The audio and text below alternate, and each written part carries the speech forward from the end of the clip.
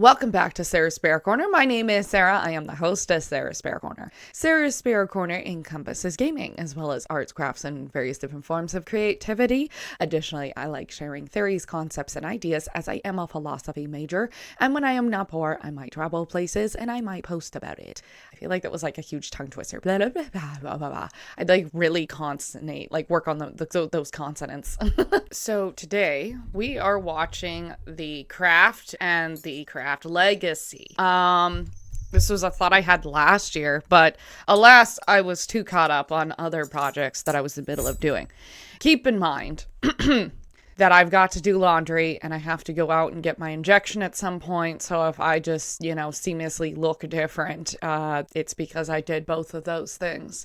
So I'm probably not going to show you many clips of these films because the last time I attempted to do a movie review, which was last year for Death Becomes Her, I got a lot of copyright notes from the company, and so we're not going to test that at all. Instead, what I'll probably do is what kind of showed up in the Death Becomes Her review, where I would just pause, talk over a screenshot, if you will, but I would really like to focus more on the ending notes. So I'm probably, if I have like immediate thought, maybe pause it, talk about it then. But I really want to do like an overall discussion after I'm done watching both of these films.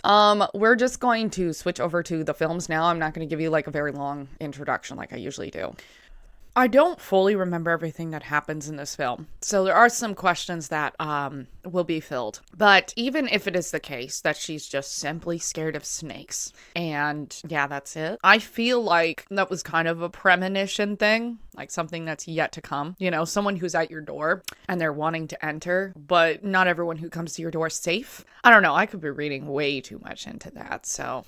I genuinely thought the guy ran off with the snake. So did he drop it, like, before he left? Like, if it was his pet, why would he drop it, right? I mean, I guess he was scared, but also, like, going after her dad. I don't know. I can't remember fully what happens here, but, One thing I always found fascinating about this film, and I really liked it, is I think oftentimes in modern films, when they express someone's depressed, they make their clothes so apparent that they're depressed. And that it is the case that, people do dress a certain way when they're depressed. But I remember when I was in the mid-2000s, and I didn't dress like a typical, what you thought was an emo kid, but I was highly depressed and had grandeur ideas of that, you know what I mean?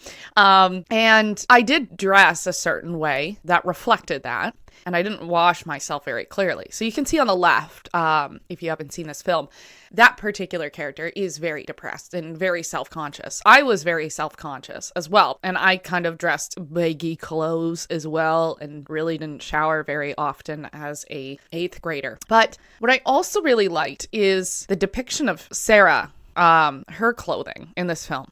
Now, each one of them has a particular fashion unique sense. And I'll be honest, the one on the right, I always was very interested in because she almost reflected more like a cutesy, girly kind of fashion sense. But as the movie goes on, she kind of doesn't really reflect that innocence. Obviously, we have the main girl in the middle who has always been like a goth and will continue to be a goth. And then there's the girl on the left who starts off quite depressed. And then she gets a lot more like open in her clothing and stuff like that. But the main character, Sarah, the one that we've been following, she dresses in a way that is almost like she doesn't really know herself, which, like, who really knows themselves when they're a teenager?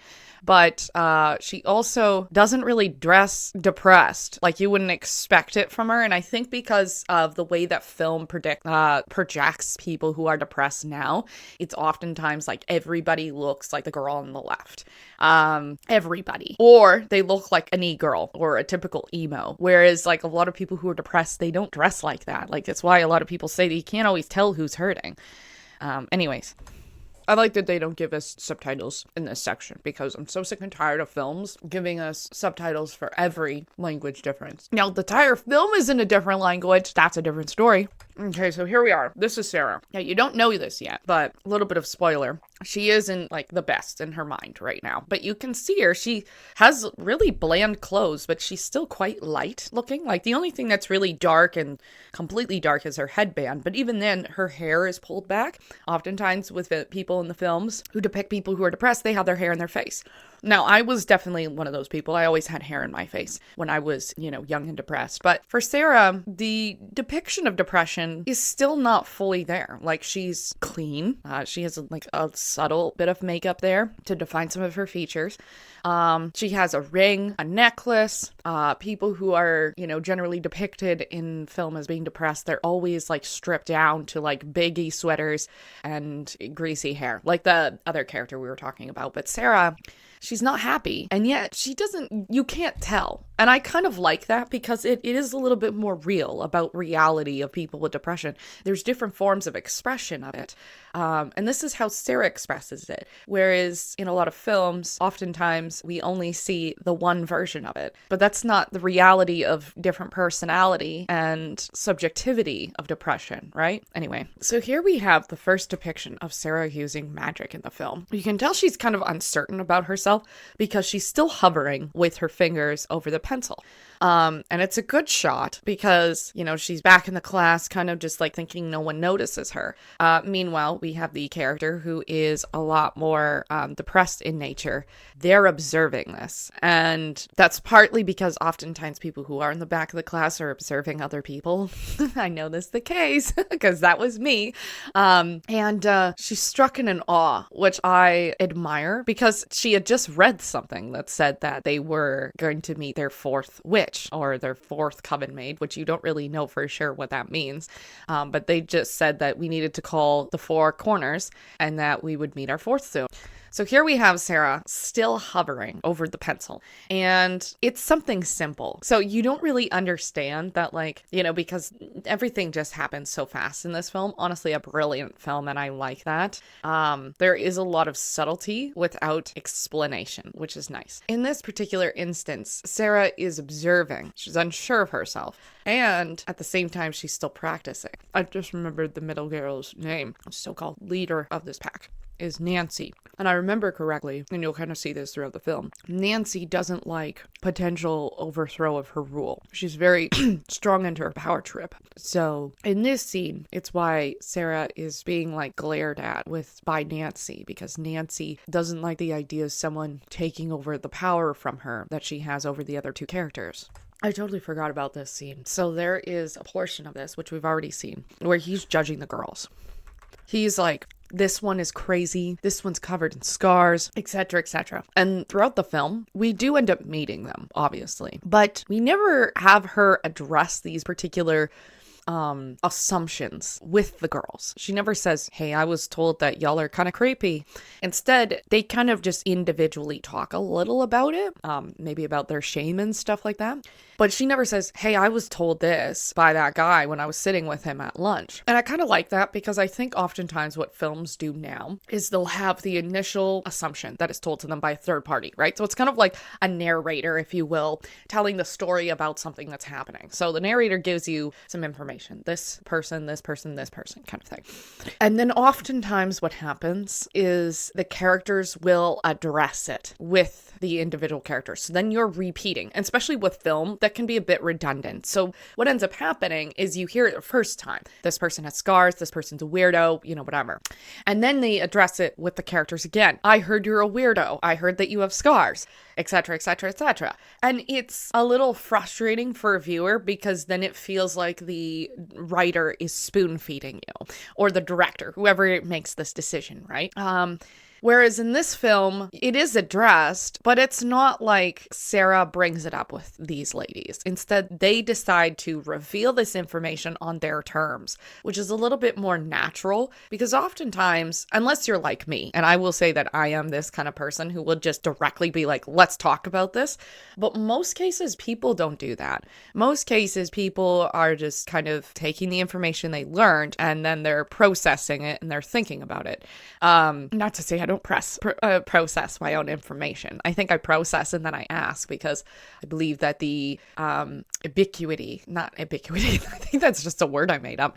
The ambiguity, there we go, is a little far-fetched for me. I oftentimes I get really frustrated with ambiguity. So I'm like, okay, I'm going to do something about it and talk about it. But in film, you can't really do that because it's boring. And it's also like the portion of these films, the purpose is so that you and I think about these things while we're watching the film. I totally forgot how this happened. What I find fascinating is these girls waited all day to address Sarah again when they like kind of embarrassed her in the science lab, which for a newcomer would feel very uncomfortable. They didn't talk to her at lunch. They just observed her the entire time, maybe to like test out if she'll do some magic again, as the one on the left had claimed. But why meet her here as well? Like, I mean, maybe because they knew she'd be here, but how did they know she would be there? Partly because, they assume that the guy would just automatically invite her to be there for his, football practice. But it's still odd that they just come out in the middle of nowhere like this. Perhaps because maybe they're drawn to her because she is possibly their fourth. So they just have a witchy sense. But I don't know. Oh, this part is so fascinating. So this character, I can't remember her name. It'll come up in a couple of seconds. But she says, Nancy's sorry for what she said at biology. And she does it with a smile. And she does it in like, not Nancy's sorry. It's more like, Nancy's sorry for what she said in biology. So it's a little bit more mid-tone in the vocal range. And I'll probably talk a little bit more about this because this is something I've been observing in my own personal life right now. There was a science study done that they talked about people who talk up here and versus people who talk down here, and we discuss things down here. There is something apparently a little bit more genuine when it comes from the lower register of our voice when we're speaking to people. And you can observe this even with me in my earlier channel videos. I would speak more up here. Hi guys, my name is Sarah, that kind of thing. And then over time, I have slowly switched my voice in my 20s to more of a lower register. And it's not that I can't sing or, I can't vocal range between the two. I can. I'm apparently a coloratura soprano. At least that's what my previous opera teacher told me. But I did notice a big difference in my attitude and the way that I spoke to people, and also online when I and it wasn't like something I decided to do one day. It was something that just happened over the last 10 years where my voice switched to a more bottom register. Now, the way she's speaking here is almost like a mixed voice. It's, let's repeat it again. I think it's interesting. Yeah, like that girlfriend over there. So Nancy's a little bit more in her lower register, a little bit. There's still like a little bit of mix there, but it's lower register. Whereas the girl on the left, you can tell that she's got a little bit more of a sensitive sweet spot up here, possibly showing a little bit more insecurity. Nancy's sorry for whatever happened in biology. So she said whatever happened in biology.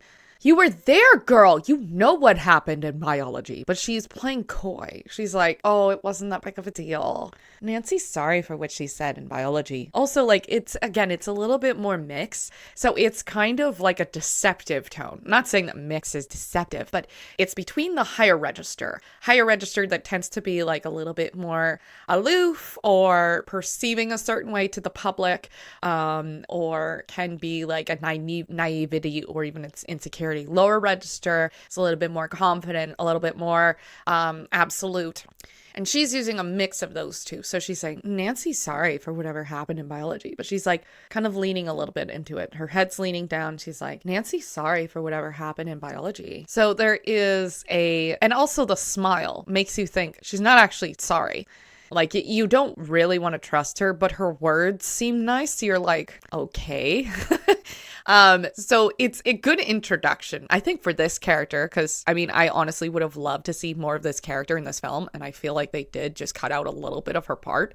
I couldn't tell like what she was, what her characteristics were like for certain parts of the film, and then other parts it was very clear. But I do wish that they had a little bit more line for this character, because I would say the one on the left who's a lot more depressed, it's a little bit more clear where she is in her life. Whereas this character, there's like one thing haunting her. And I'm not saying that that's nothing. It's a big thing. But I do feel like they could have expanded a little bit more on like maybe her home life, or could have expanded a little bit, well, if she was wealthy or not. Like, there's questions that I feel like I wished were answered, but we never really got any of it. And you also kind of like don't understand if she's always a certain way, or if that's just something that happens at the end of the film. Yeah, there's the next line. And she's mean to everybody, so don't take it personally. So she's like, honestly, it's not that big of a deal. You can forgive us, right? But it's not Nancy who's saying this. She's speaking for Nancy. So either Nancy coerced her into saying these things, or she's speaking for Nancy because maybe she's embarrassed that Nancy acted that way. It's unclear which of the other.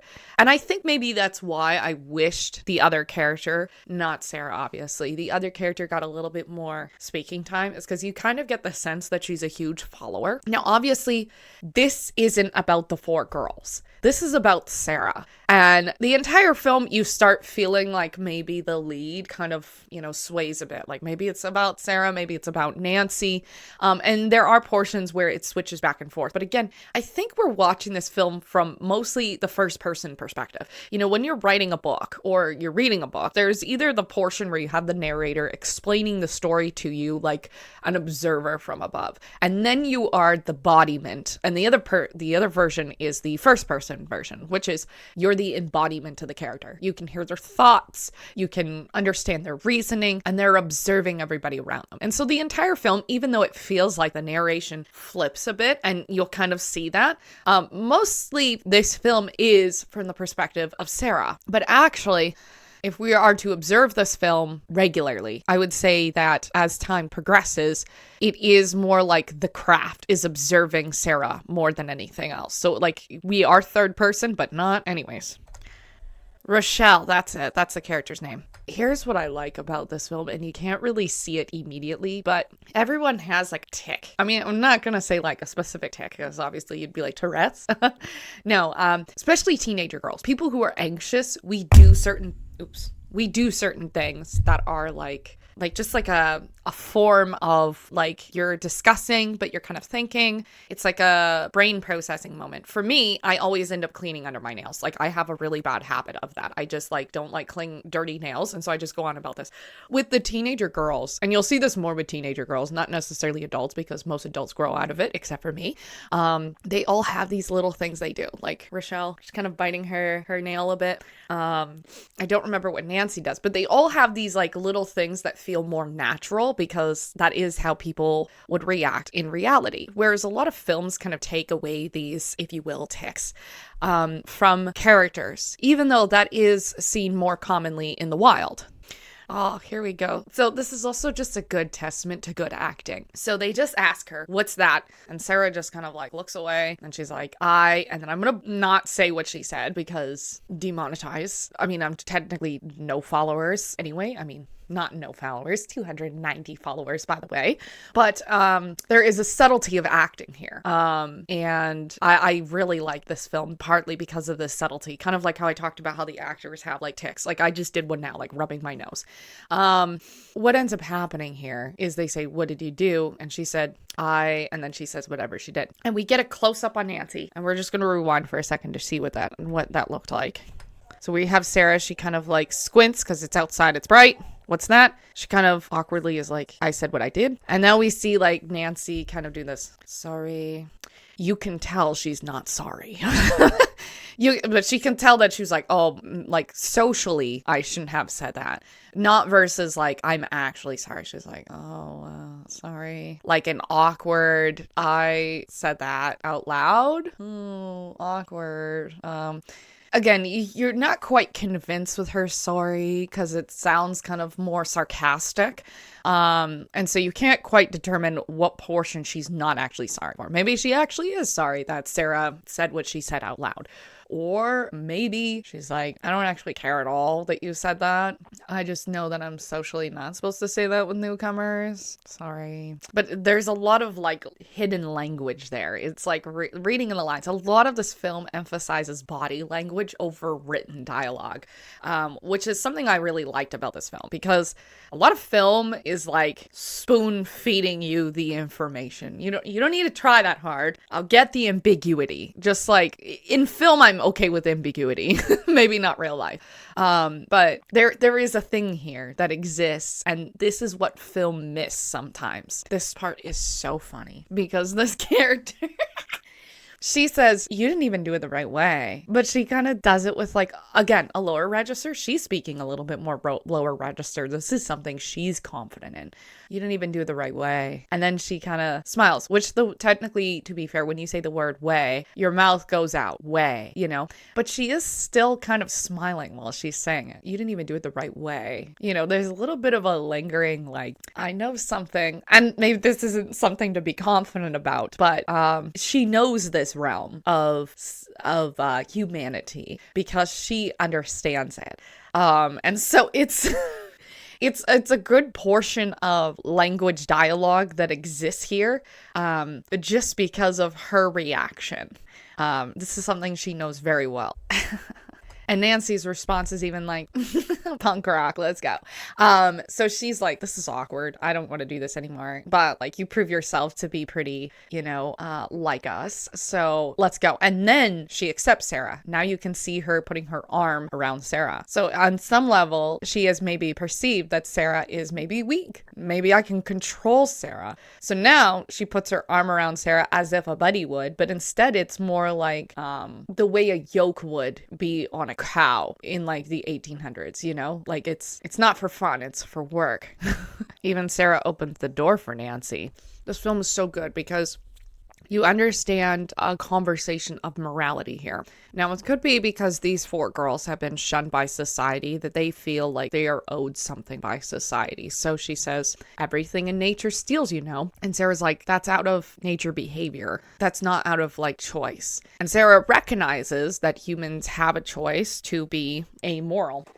Whereas the girl on the left and also the other girls, which you will see, they all express a tainted version of morality, and maybe not even a very clear one at that.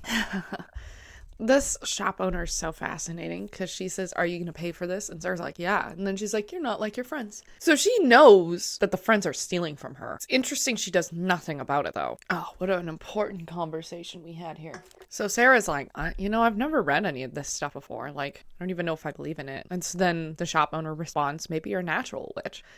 It just comes from within you. Which we kind of get the sense that maybe the other girls are not like that. And Sarah just has this natural ability. Think about the pencil again. She's, holding her fingers over the pencil while she's focusing on keeping the pencil still. And you didn't see it, but the pencil then starts spinning.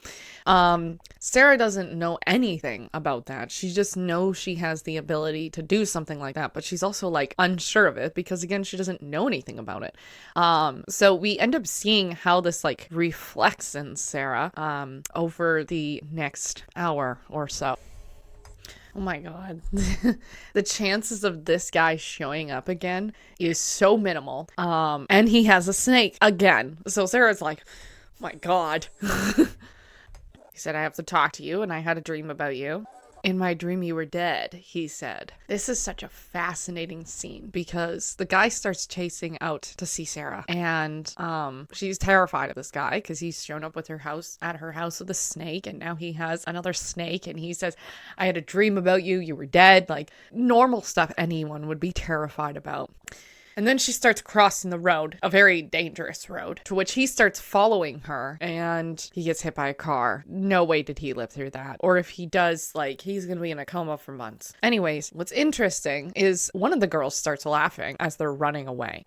And they're like, oh my God, did you think that? I thought it was gonna hit him. And everyone's like, yeah, I thought I hit him too. And then Sarah's like, they asked Sarah, did you think that? And she's like, yeah. And then now they're all happy because they believe that now they have found their fourth, north, east, south, and west. And their response is to laugh, which is a little bit more maniacal, psychotic. We'll use the word psychotic. It is psychotic to laugh if someone gets hit by a car and you're like, oh, that's okay. We found our witch buddy. Like, it is the psyche of teenager girls. Sarah's like, that was really weird. Nancy's like, oh, like, he had it coming. He was being creepy. He was talking to you. So Nancy can justify a man's death. And then they move on to it, talking about their god, Manon. But it is interesting that we see another example of their morality not being very clear, being very hazy as their characters, where Sarah's still not like, I'm not even sure I want to step into this. Oh, Nancy's so jealous. Because Sarah's like, they're like, where'd you learn? She's like, I don't know. I've always had it. They're like, so a natural witch. And she's like, I kind of hate it because sometimes I'll want it to rain and then a pipe will burst in my room and then it'll be flooded. And Nancy's like, no way. And it's one, disbelief, but also you can hear the hint of jealousy in her voice. What I find fascinating about this is like, first Nancy switches to a disbelief. Yeah, right. You know, to a more like cynical, almost like, again, maniacal. That's not the word. What is the word? What is the word maniacal? Ductility refers to the ability of a material to sustain. Wow, Siri has no idea what I'm talking about. Maniacal? That's not it. Maniacal? Maniacal? Maniacal. What? Maniacal. Google defines this word as exhibiting extreme wild or violent behavior and suffering from mania. So Nancy shows this maniacal expression from one instance, like, yeah, okay, whatever, and the next second being like, you ever try to evoke the spirit? It's how we get it inside us.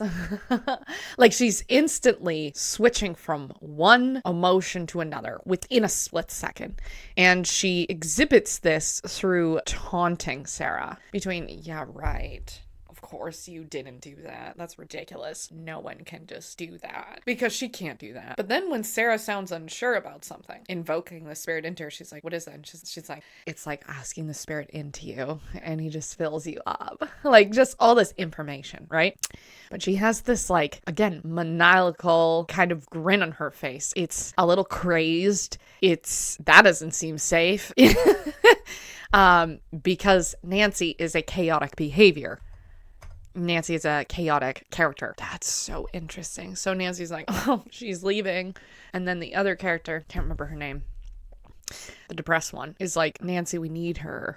And then Rochelle's like, she'll be back. So it's almost like the two characters that you expect to be followers are like, no, like, Nancy, this is something that we do need. And you can obviously tell this throughout the entire, like, last 10 minutes of the film where they're out with Sarah, that Nancy doesn't really like Sarah, but she's there because she knows the other two characters, her followers, Rochelle and this other character, need her there or want her there.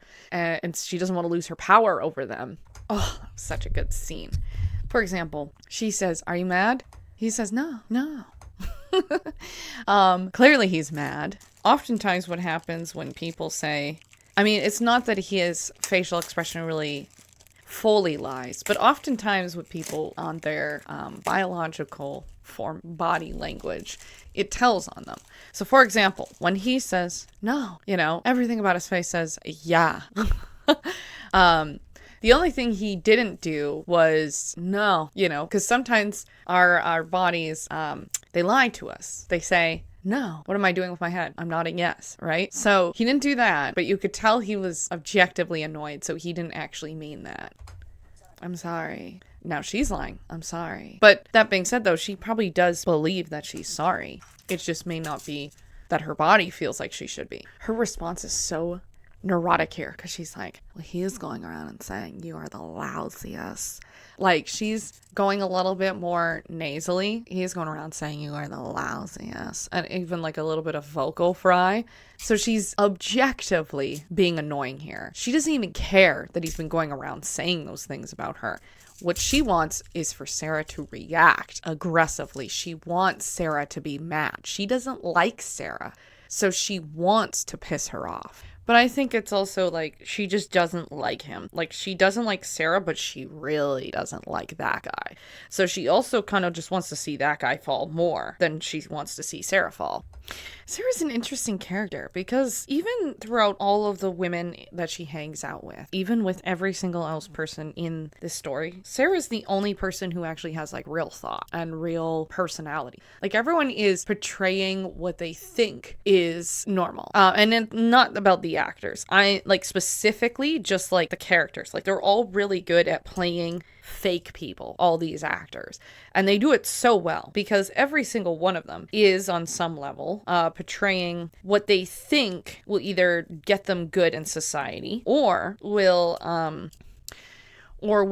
what they think what they're trying to achieve they're going to do. So for example, might even go back to kind of like what when I was talking about the fashion earlier, how Sarah dresses pretty normal, but she is objectively very depressed.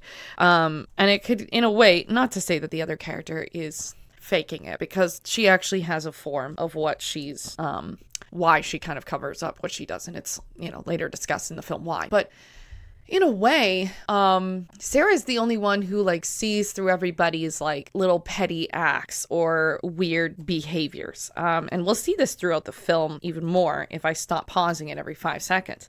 But I do find it interesting how Sarah can see these things and everyone else is just playing along. Because they are also part of the game of what they think a human being is, or the game of what they think their friends would want them to do. So every action that somebody takes or says, like even Nancy, for example, it's all based on, I want power, so this is how I'm going to act in order to get power. The boys do it as well. I want a girl, so this is how I'm going to act in order to get a girl. And we kind of see it even in this scene, I think, with the blonde-haired woman played by Brie Larson. But anyways, brave of you to say about a black woman that her hair is the same as pea hairs. Only just saying pea, so you understand what I mean. But brave of you to say something so horrid. That was the best acting scene, I think, for Rochelle, was this particular interaction with, I don't know, the mean girl. Because every other instance that we've seen Rochelle, she's kind of been like, not deadpan, but like lack of personality, because I think she's absorbed Nancy's. But in this instance, she has her own feet. And she objectively confronts the blonde woman, to which she says something hecka racist, very racist. And then she's left dumbfounded. And honestly, is probably the best scene for this actress, because every other scene that she kind of plays in, unfortunately, she does take a back burner a bit. So it's nice to see her take the front scene for this particular scene. Oh, I do remember this being like disgusting. Ooh, she's brave to go through that though. I totally forgot they showed that. Wow. First scene that we see some genuine behavior from Nancy. I kind of like that they do give us like a little bit of perspective of all the characters and their individual pains. It's not even their home lives. It's just their individual pain that they're carrying. So for Nancy, it's her home life. She's so impoverished. And they really just align that by all the junk outside the house that's literally a shack and a dog that's all bony. Then we have Rochelle, who has the pain of the bully that is blatantly being racist. It is the pain of something she's probably lived her entire life with. And then we have the pain of the other character, I can't remember her name, super depressed, is her skin scarring that has disabled her whole life, mentally and emotionally. And we see all of them confronting it a little bit. So we're about to see Nancy confronted a little bit. And I think the purpose of this is so that we as the viewer can understand that they all have different circumstances. And these are the forms of the way that it's being dealt with, but they're not necessarily helping. They're more pseudo basis, and they do cause them a lot of pain in order to confront their pain as well. But there's no like conclusion to that pain. It's not like it's pain and then it's done. I actually lied for a second. I just realized that. And I think it tells a lot about Nancy's character. She didn't confront her home situation immediately in the last scene. Instead, she went to her room and cried. The first time we see Nancy not act like a maniac, instead she was acting like herself. A scared young woman. a young girl, and she doesn't know what to do with it. So she goes to her room and cries.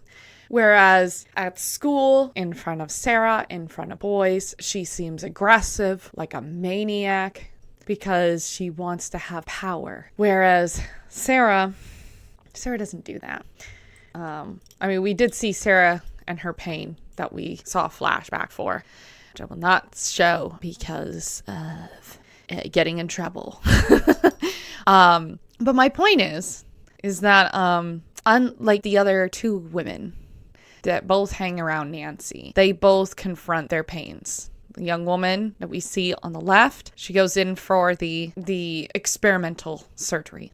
Young woman on the right, Rochelle, she confronts the girl who's racist. And Sarah confronts the thoughts that she was having.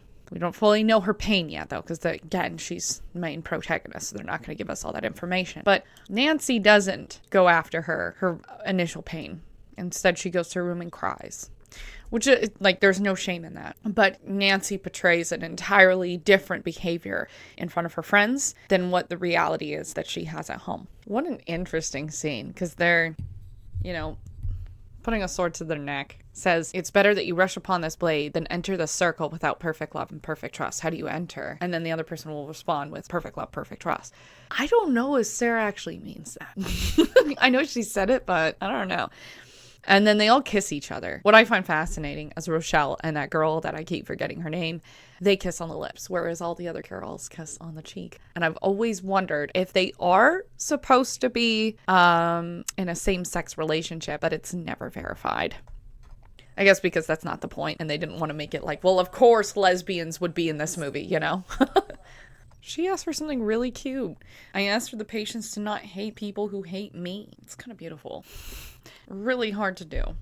So they're all asking for quite humble things. Sarah asked for kind of the more outrageous thing, asking to be loved and have other people love her, especially Chris. It's a little bit egotistical, which is, we all would, not all of us, but sometimes maybe we'd indulge those thoughts. I do find it kind of interesting that they attend a Catholic school, but not one of them acts very Christian.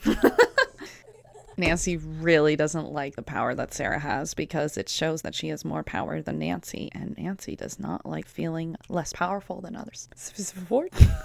Tongue twister. This scene's very serious and I'm making it into a joke. The first time they realize what kind of power they have together. I do like how we see their fashion develop at this point. And it only happens once they start witchcraft together, right about now, when they all make their own wishes and everything. We don't notice it as much with Rochelle because she is in a lot of times school uniform. And I think that a lot of her uniform or her clothing still kind of match the way she dressed prior. But we see Nancy go a lot more bold with her makeup, a little bit more grunge.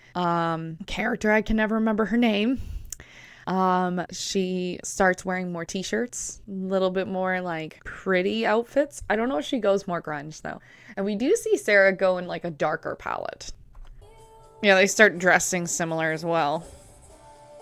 So even Rochelle kind of matches the palette a little bit in this scene.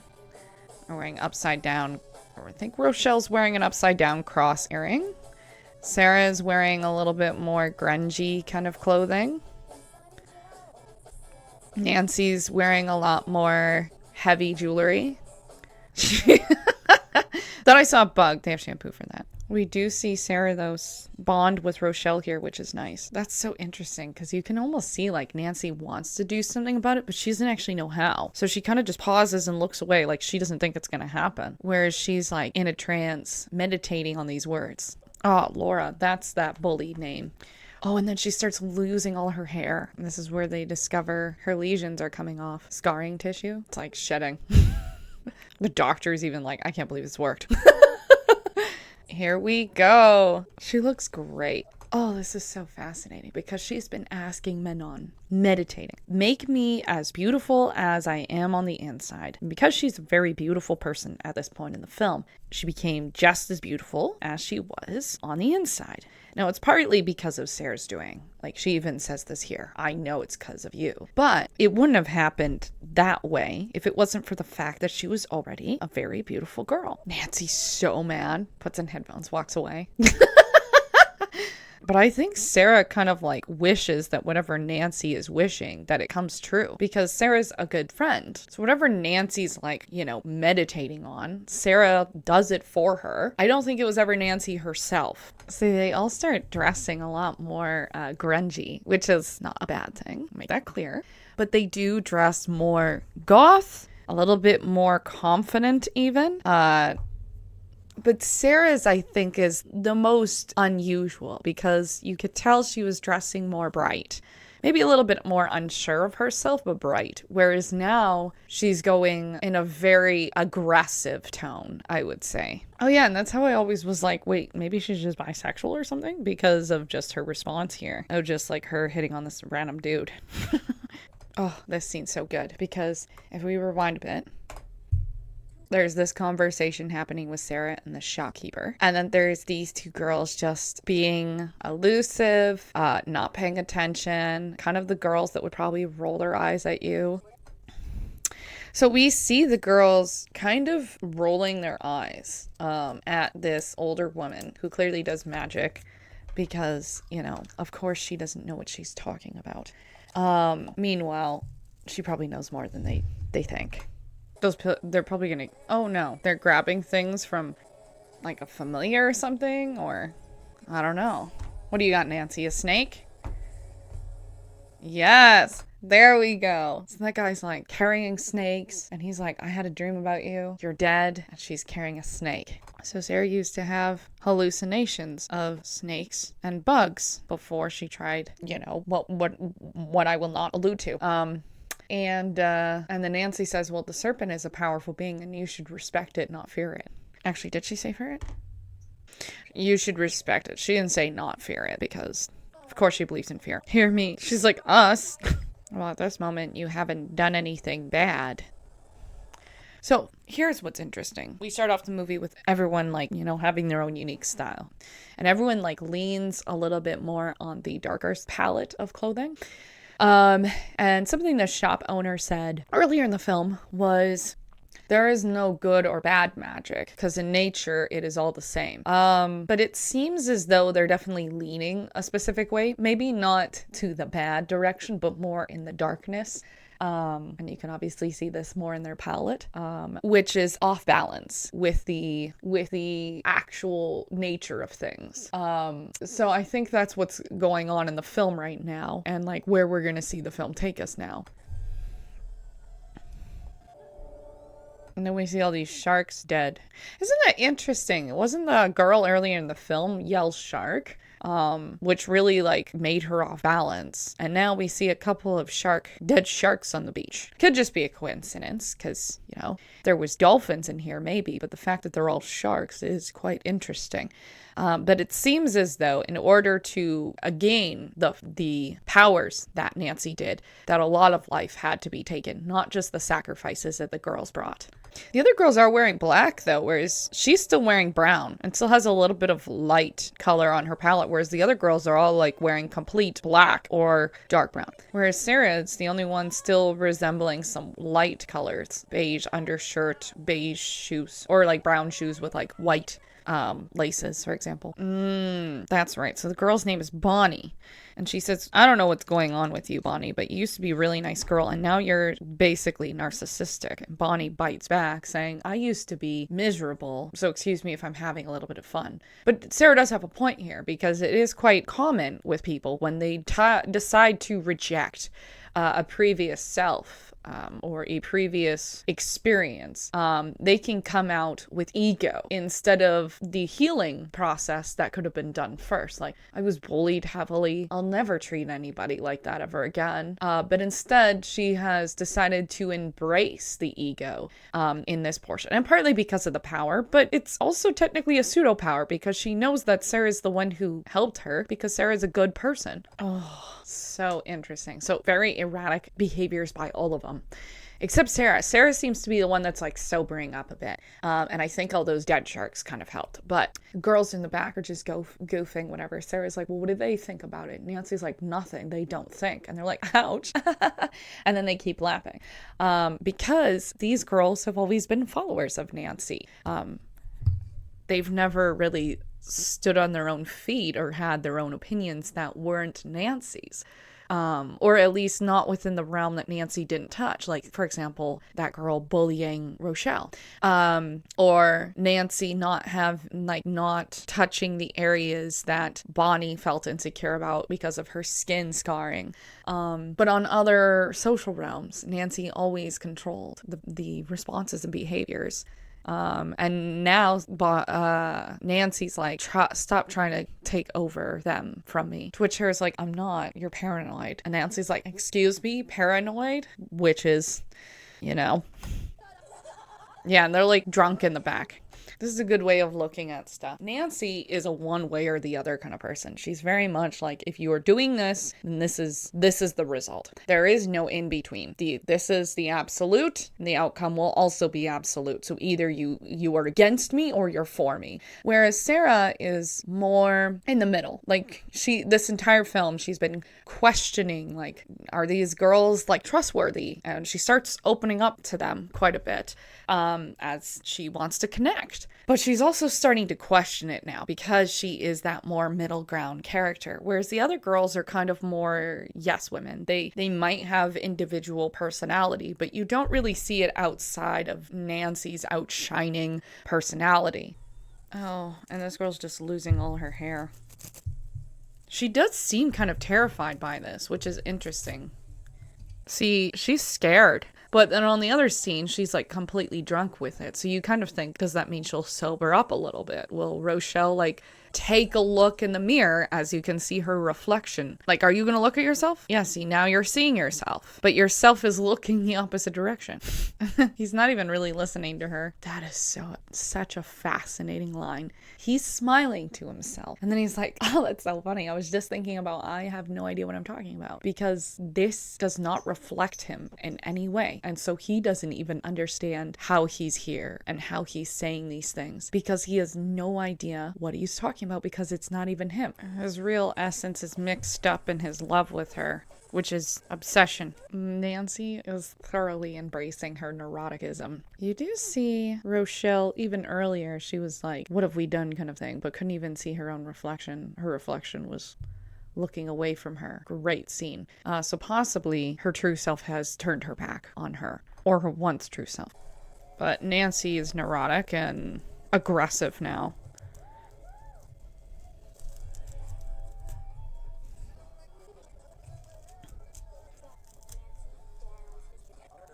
You can tell he does feel bad, though, what he did or tried to do to Sarah. She doesn't actually like him, and she doesn't want to get back at him for Sarah. Instead, she doesn't like the fact that Sarah's gotten all the attention recently. She is going to make this decision.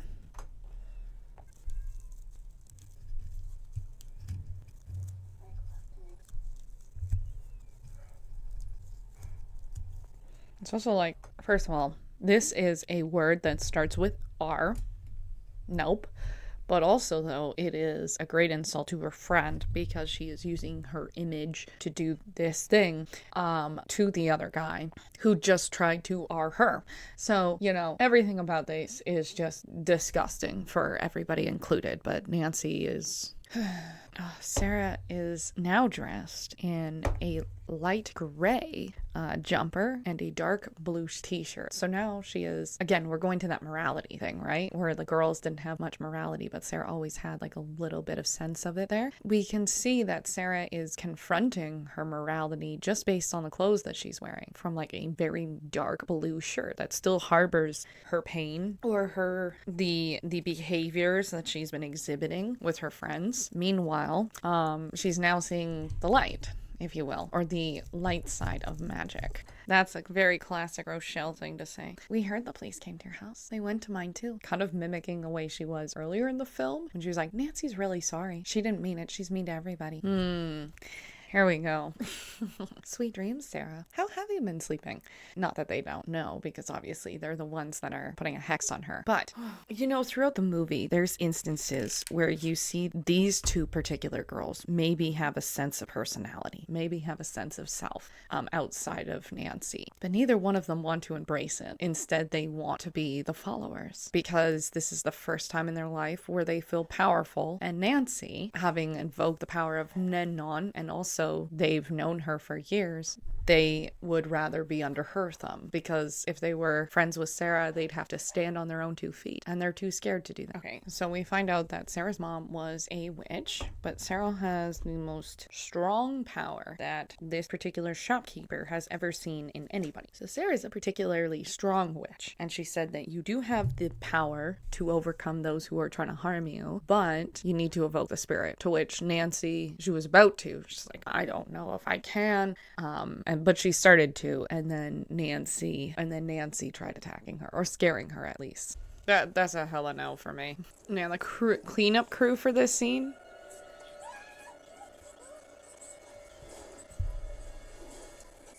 Sarah, you're so powerful, and you're just letting them do this to you? The truth is, only the other girls only have power as long as they're going with Nancy. Because they are on Nancy's side right now, they are exhibiting power. But it's only because Nancy has evoked the spirit, not because these other girls are powerful on their own. Ah, there we go. So while Sarah's in the room, she said, what's the big deal? Why doesn't she just attack us? Showing arrogance. But then here, she's like, I don't want to. Nancy's like, no. And Rochelle says, no, this whole thing is blank. And then Nancy threatens Rochelle's life. The mistakes they made, or the reality of who they've become. Ugly on the outside, as you are on the inside. Like, yeah, no. It's kind of interesting because, like, you know, this entire scene is like the girls creeping out Sarah. So it's kind of run, this previous scene, as if it is a horror movie.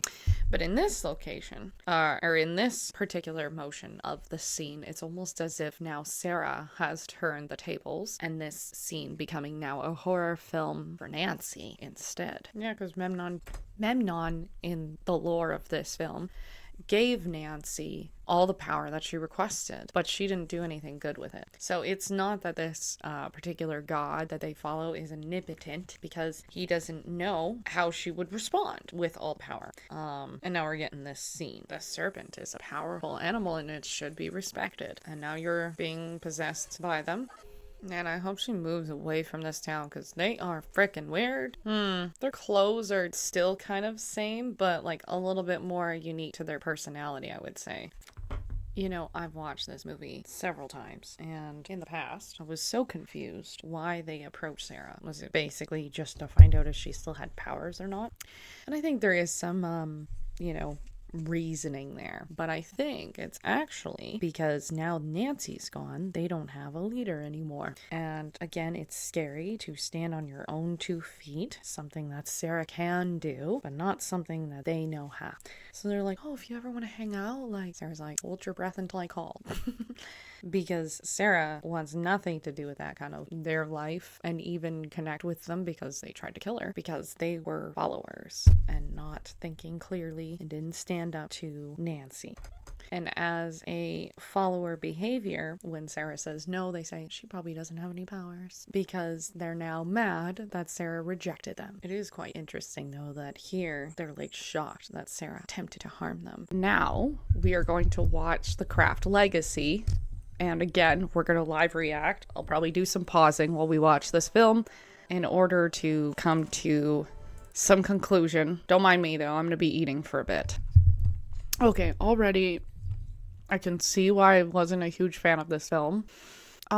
These girls already kind of know what they're doing. They already have the craft book. They already have like the candles set up a certain way and imagery line out on the floor from paper clips and stuff like that. They already know how to use candles. Like they're already, I think what the studio's trying to do is lay groundwork so the audience knows, hey, we're calling back to the craft. But as a standalone film, I don't think they should be doing that. In fact, I think that it would make more sense to not have, and I think what happens here is it's kind of like the first film where you have the three girls and then they meet Sarah. Whereas this film, I think, is, again, you have the three girls and then they meet whoever the main character is. And that's too similar. It's too similar. On one hand, there is a positive thing happening here and a negative thing happening here. Because they're doing a lot of groundwork with the three women who are already in the coven together, you don't have to think about this later. So in the original film, they really didn't explain why a fourth was needed for their circle. But then you understand after Sarah, basically says, yeah, I'll die for this coven. Then you start seeing the real work being done with all these girls. And now they're explaining it to us. They're not showing it. They're explaining. It's not going to work without a fourth. We need a fourth. Why don't you just do it? No, I can't do it because I already said. So there's a lot of dialogue here to explain this to the audience within a total of 3 minutes. Yeah, I think they made a mistake by giving them the book way too early. I don't think they should have done that. It would have been maybe more interesting if they were more interesting if they tried to evoke the spirit or tried to call, the powers of each corner, but they didn't know why, but they know why. And so it's really just, we know as an audience, it's just them trying to give us dialogue. That was a nice scene between mother and daughter. In fact, I would say it kind of makes you understand the dynamics between the mother and the daughter. Like the mother and the daughter always kind of took care of each other. It's kind of interesting because she was the one crying in the car and her mom says, oh, we're gonna have to fix your makeup. But then it was like her fixing her mom's makeup. So it's almost like she kind of took care of her mother a little bit. And that's what you kind of get with the interaction here. So you're like, I don't know how much your mother is going to really be involved in this film. A snake? So in the first film, Sarah interacts with a homeless man who has a snake. And so you wonder, is the homeless man a euphemism? Or is it the snake? Which you kind of immediately get it's the snake because he left one behind. But then in the next scene, we see the homeless man and he has another snake. And he starts chasing her after down the road. And he said, I had a dream about you. You were dead. And then he dies. So you think maybe it's him, But then you start seeing more snakes and then obviously you know there's something there. Whereas here it's she's crossing paths with a snake in the yard, which looks like it's a very large one. And then she sees her stepfather immediately after. There is no, what does it represent? Does it have to do with the evils of, embracing one side over another in magic? Instead, it's just her dad's got to be a snake or her stepdad's got to be a snake. So it's like, it's not as ambiguous. That line was just unbearable.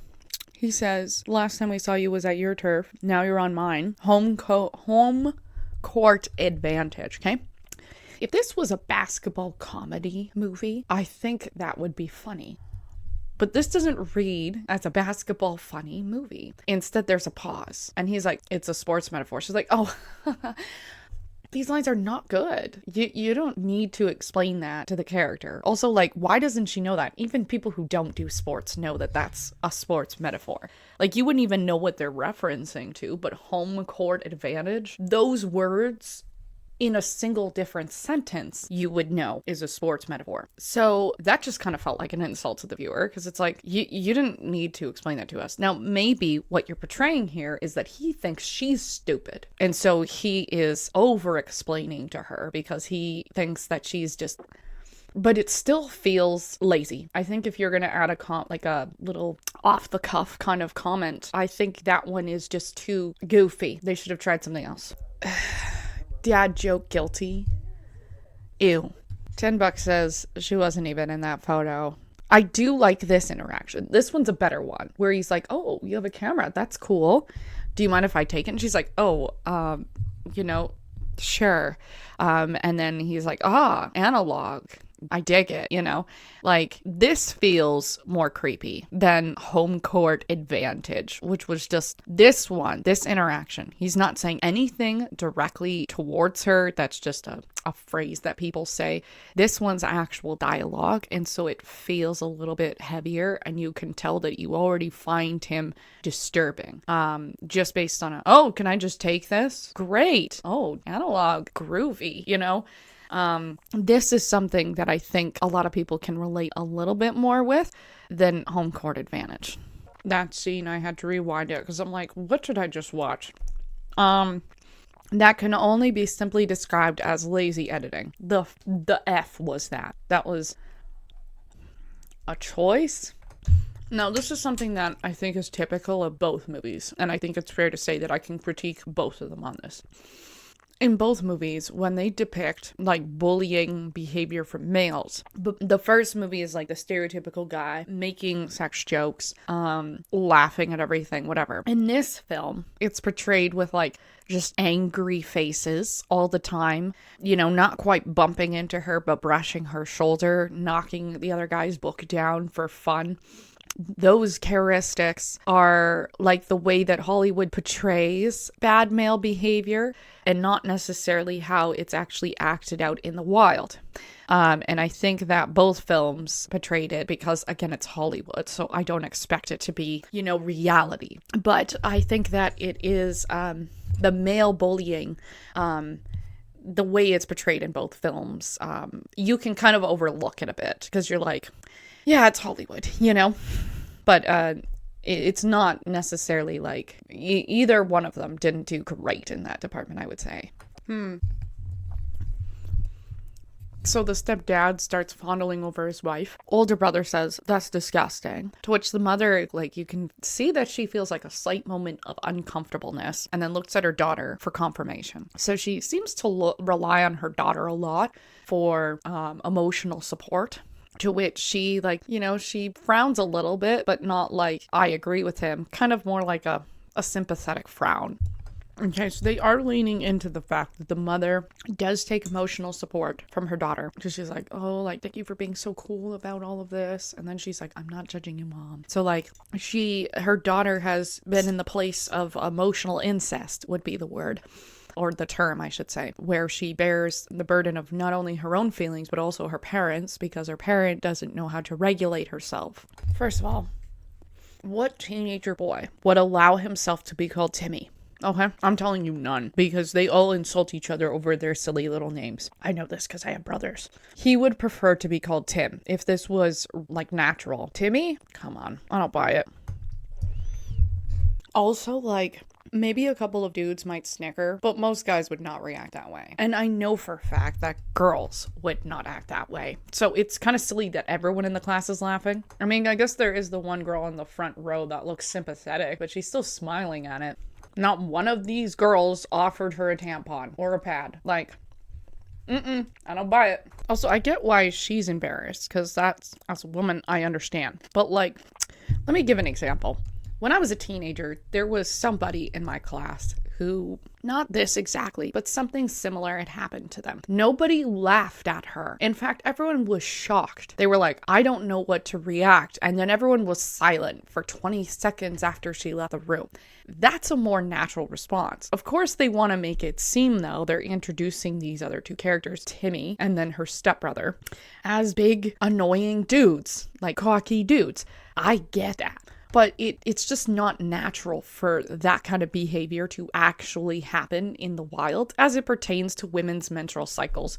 Because even though many dudes maybe not have like any understanding of it, it still wouldn't be their natural reaction. And if it was, there would be other dudes that would be shaming them for that. So this is why this scene is not believable. It's sad. Like, you could entirely, like, have done without the laughing. But she could have still felt the shame of it, because a lot of women feel shame from their menstrual cycle.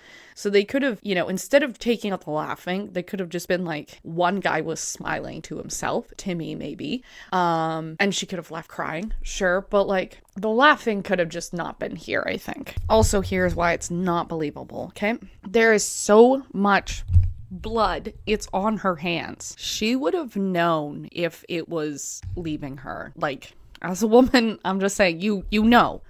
Maybe not like immediately, but you know after like maybe 10 minutes or something. Like there is something that gives it away. I'm not saying that this doesn't happen. It does. But she wouldn't have been like completely unaware of anything. Unless like... Now we're just getting to logistics that, are not necessary. But, like, it just, yeah. Right, so we're back. And let's finish this film. At least until, like, the next time I can watch it, I guess. I'm just saying, like, if her flow is that heavy, I know I've already said it, but she would have felt something. Like, anything. I used to have heavy flows as a kid, too. But I know when it happens. Like, you just know. I will say this.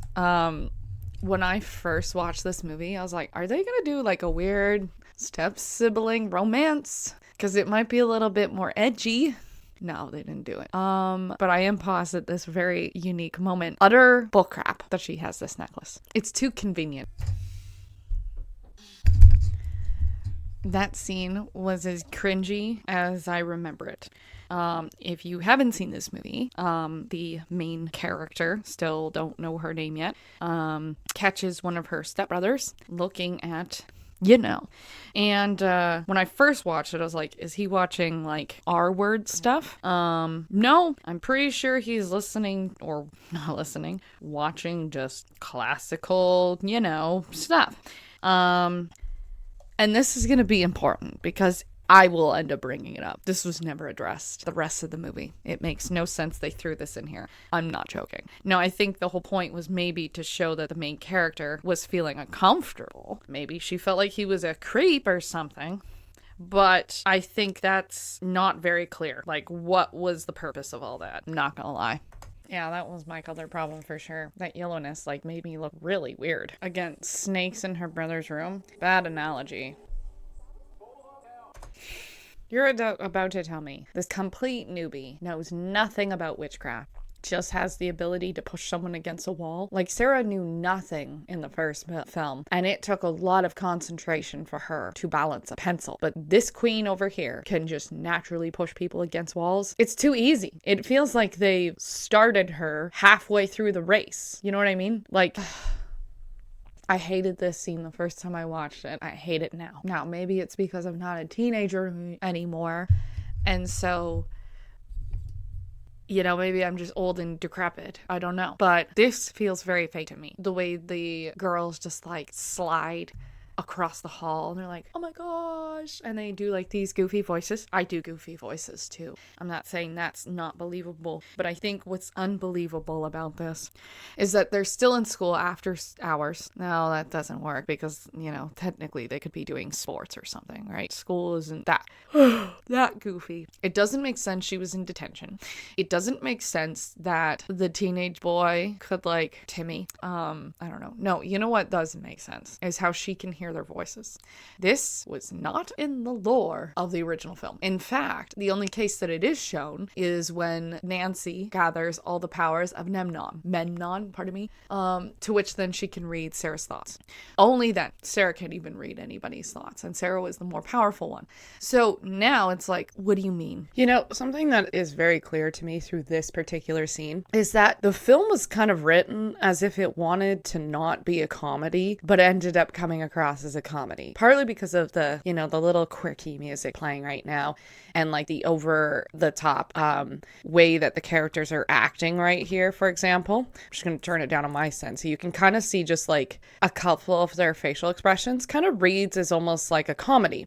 It's not necessarily a bad thing. It almost doesn't match the mood of like the first movie. Like if you were to watch this scene particularly without any sound, as we just did, it's kind of more comedic. But the mood of the original movie, The Craft, was a lot more heavy.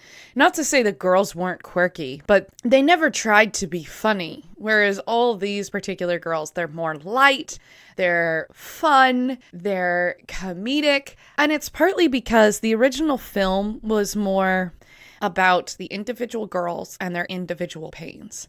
Whereas this film doesn't focus so much on that at all. They kind of just brush past their individual pains. Like obviously we see it a little bit more with the main character. But in the last movie, like there was a point where like they made an attention point to address these individual pains of each of the characters. Whereas in this one, and we'll see it soon, they just kind of brush past it. So it feels off because of that. I just got a pause to say right here. Is this Michael Myers straight? Gonna pop out from a bush. Okay, I have got another thing to address. This video is gonna be much longer than I was expecting it to, so yikes, sorry. But there is a discrepancy between the last film and this one, just based on something that was just said. They said, did you think that you wanted to throw that guy off of you? The main character says, yes. And they're like, well, we thought that too. Okay. In the first movie, that did happen, where there was a moment where they all thought that guy's going to get hit by a car. And then he did get hit by a car, right? But here's the discrepancy. Just because they can both think that guy's going to get hit by a car doesn't mean that they all hear each other's thoughts. That guy's going to be hit by a car. Instead, they have to confirm it. That guy's going to get hit by a car. I just thought that in my head. Did you think that? And they did just confirm that. That is not the discrepancy. The discrepancy is then the film then utilizes that to explain how they can send each other thought messages, which is not the same conclusion. It's like saying, my professor wears green. All people who teach are professors. Therefore, all professors wear green. Hi, I'm just going to correct myself here. Sick Sarah from the future. So the argument that I put out forth here would actually go more like this. There are people who wear green. My teacher is wearing green. My teacher is wearing green, and lizards are also green. Therefore, all people who wear green are lizards. But it would be better to say that the argument that this film is making in this particular issue is actually more of a straw man fallacy. And the straw man fallacy kind of works like this. So I'll give you an example. This one is from logicalfallacis.com. ZBD says, what is your view on the Christian God? Mike responds, I don't believe in any gods, including the Christian one. Zabidi says, so you think that we are all here by accident and all this design in nature is pure chance and the universe has just created itself? And Mike says, you got that all from me stating that I don't believe in gods. So Mike makes a claim that he doesn't believe in gods and that we can deduce a few things, that he's not a theist and he's not practicing Christian, Catholic, Jew, or members of any other religion. But we can't deduce that he believes that we are here by accident and nature is a chance and universe created themselves. Instead, Zabidi kind of just made that all up on themselves. And so the film kind of does that as well, where it just kind of claims a thing and then assumes everything else must follow because of this one particular related thing. But it doesn't mean that it is the same thing. It doesn't equate to the same thing. It's not a good argument. And maybe not a good argument, but it's not a good conclusion. Just because they can think the same thing doesn't mean that they can read each other's minds. That is a wide stretch from like here to here. Like those are two different abilities. You can think the same thing, but it doesn't mean you can all read each other's minds. And this is the discrepancy. I think this film is telling us because these girls can all think it, therefore they're all connected and they all can read each other's thoughts. And do you see what I mean? Like the beginning of because they can they all think the same thing, therefore they're part of a collective, therefore they can all read each other's minds. Like these are three different things. They can all think the same thing. Doesn't mean they're part of a collective. Doesn't mean they can read each other's minds. They can be a part of a collective. Doesn't mean that they all think the same thing and read each other's minds. Or they can read each other's minds. Doesn't mean that they all think the same thing or that they're a part of a collective. So the film makes large leaps to explain how they can read each other's thoughts without even really explaining it. And the first film, in the parameters of this universe, okay? So this film, this one here, The Craft Legacy, is part of the same universe that the Craft original movie is part of. Whereas the original movie feels more close to home, feels a little bit more realistic, feels like that is actually something that could be part of our universe, and it could be something that happened. Whereas this film kind of changes it into an entirely different universe because the parameters don't feel the same, and the way that it is acted out doesn't feel the same, and it doesn't feel realistic either. So you have a problem with this film where it claims to be part of the same universe, but there's already discrepancies that you're like, how, you know? I am so glad that she just said that. This young woman on the right, they're about to say it. Can you guys just slow down? I'm having a hard time catching up. She's not wrong, because the plot lines that they just put in the last 30 seconds was so much excerpt that my head is spinning. There's way too much information that they just downloaded, not only to the main character, but also to the audience. And they make it sound like because they're already like, they're silly girls, and they just talk as if everybody knows what they need, that we're gonna like relate to that. And I don't buy it. Now, partly it's because I'm far removed from my teenage years, but teenage girls don't talk like this. Like, I used to be a youth leader. I know they don't talk like this. They do like talk over each other, and they can be quite silly sometimes, but they don't talk like this. They don't download that much excerpt. If anything, it's hard to get anything out of teenager girls. And I know that it's within the parameters of talking to other teenager girls, so they're all relating to each other on the same level. So sure, I'll give you the benefit of the doubt. Maybe these teenager girls are all just talking to each other so openly because they just feel connected. I still don't buy it. And the reasoning being is girl world is complicated. It's not perfect. In the first movie, they kind of exhibit this pretty well. Like, Sarah's not trusting of the other girls at all. She's like trying to figure them out. She's her own person, and she knows who she is. And even if the girls are saying nice things, Sarah might buy it at some point because Sarah is a nice person and she wants to believe good things about everybody. But there's also a point where she's like, I think for myself. In this moment, and I was thinking about this earlier, I think this character right here, the way that they portray her is as if she is a preteen, not a teenager. They give her younger characteristics than of her age. Now, she could be 14, 15. I'll give her the benefit of the doubt, but I think her character is actually supposed to be 16, 17 even. No, I think her older brother is supposed to be her older stepbrother, because I think he's in high school. He would be grade 12 probably. Okay, so maybe she is like 14, 15. But she reads as a very young girl, like a girl who hasn't even gone through puberty yet or isn't in the midst of it. And here's why. Her reaction to her period is almost like, I've never had a period before, or I've never had a menstrual cycle before.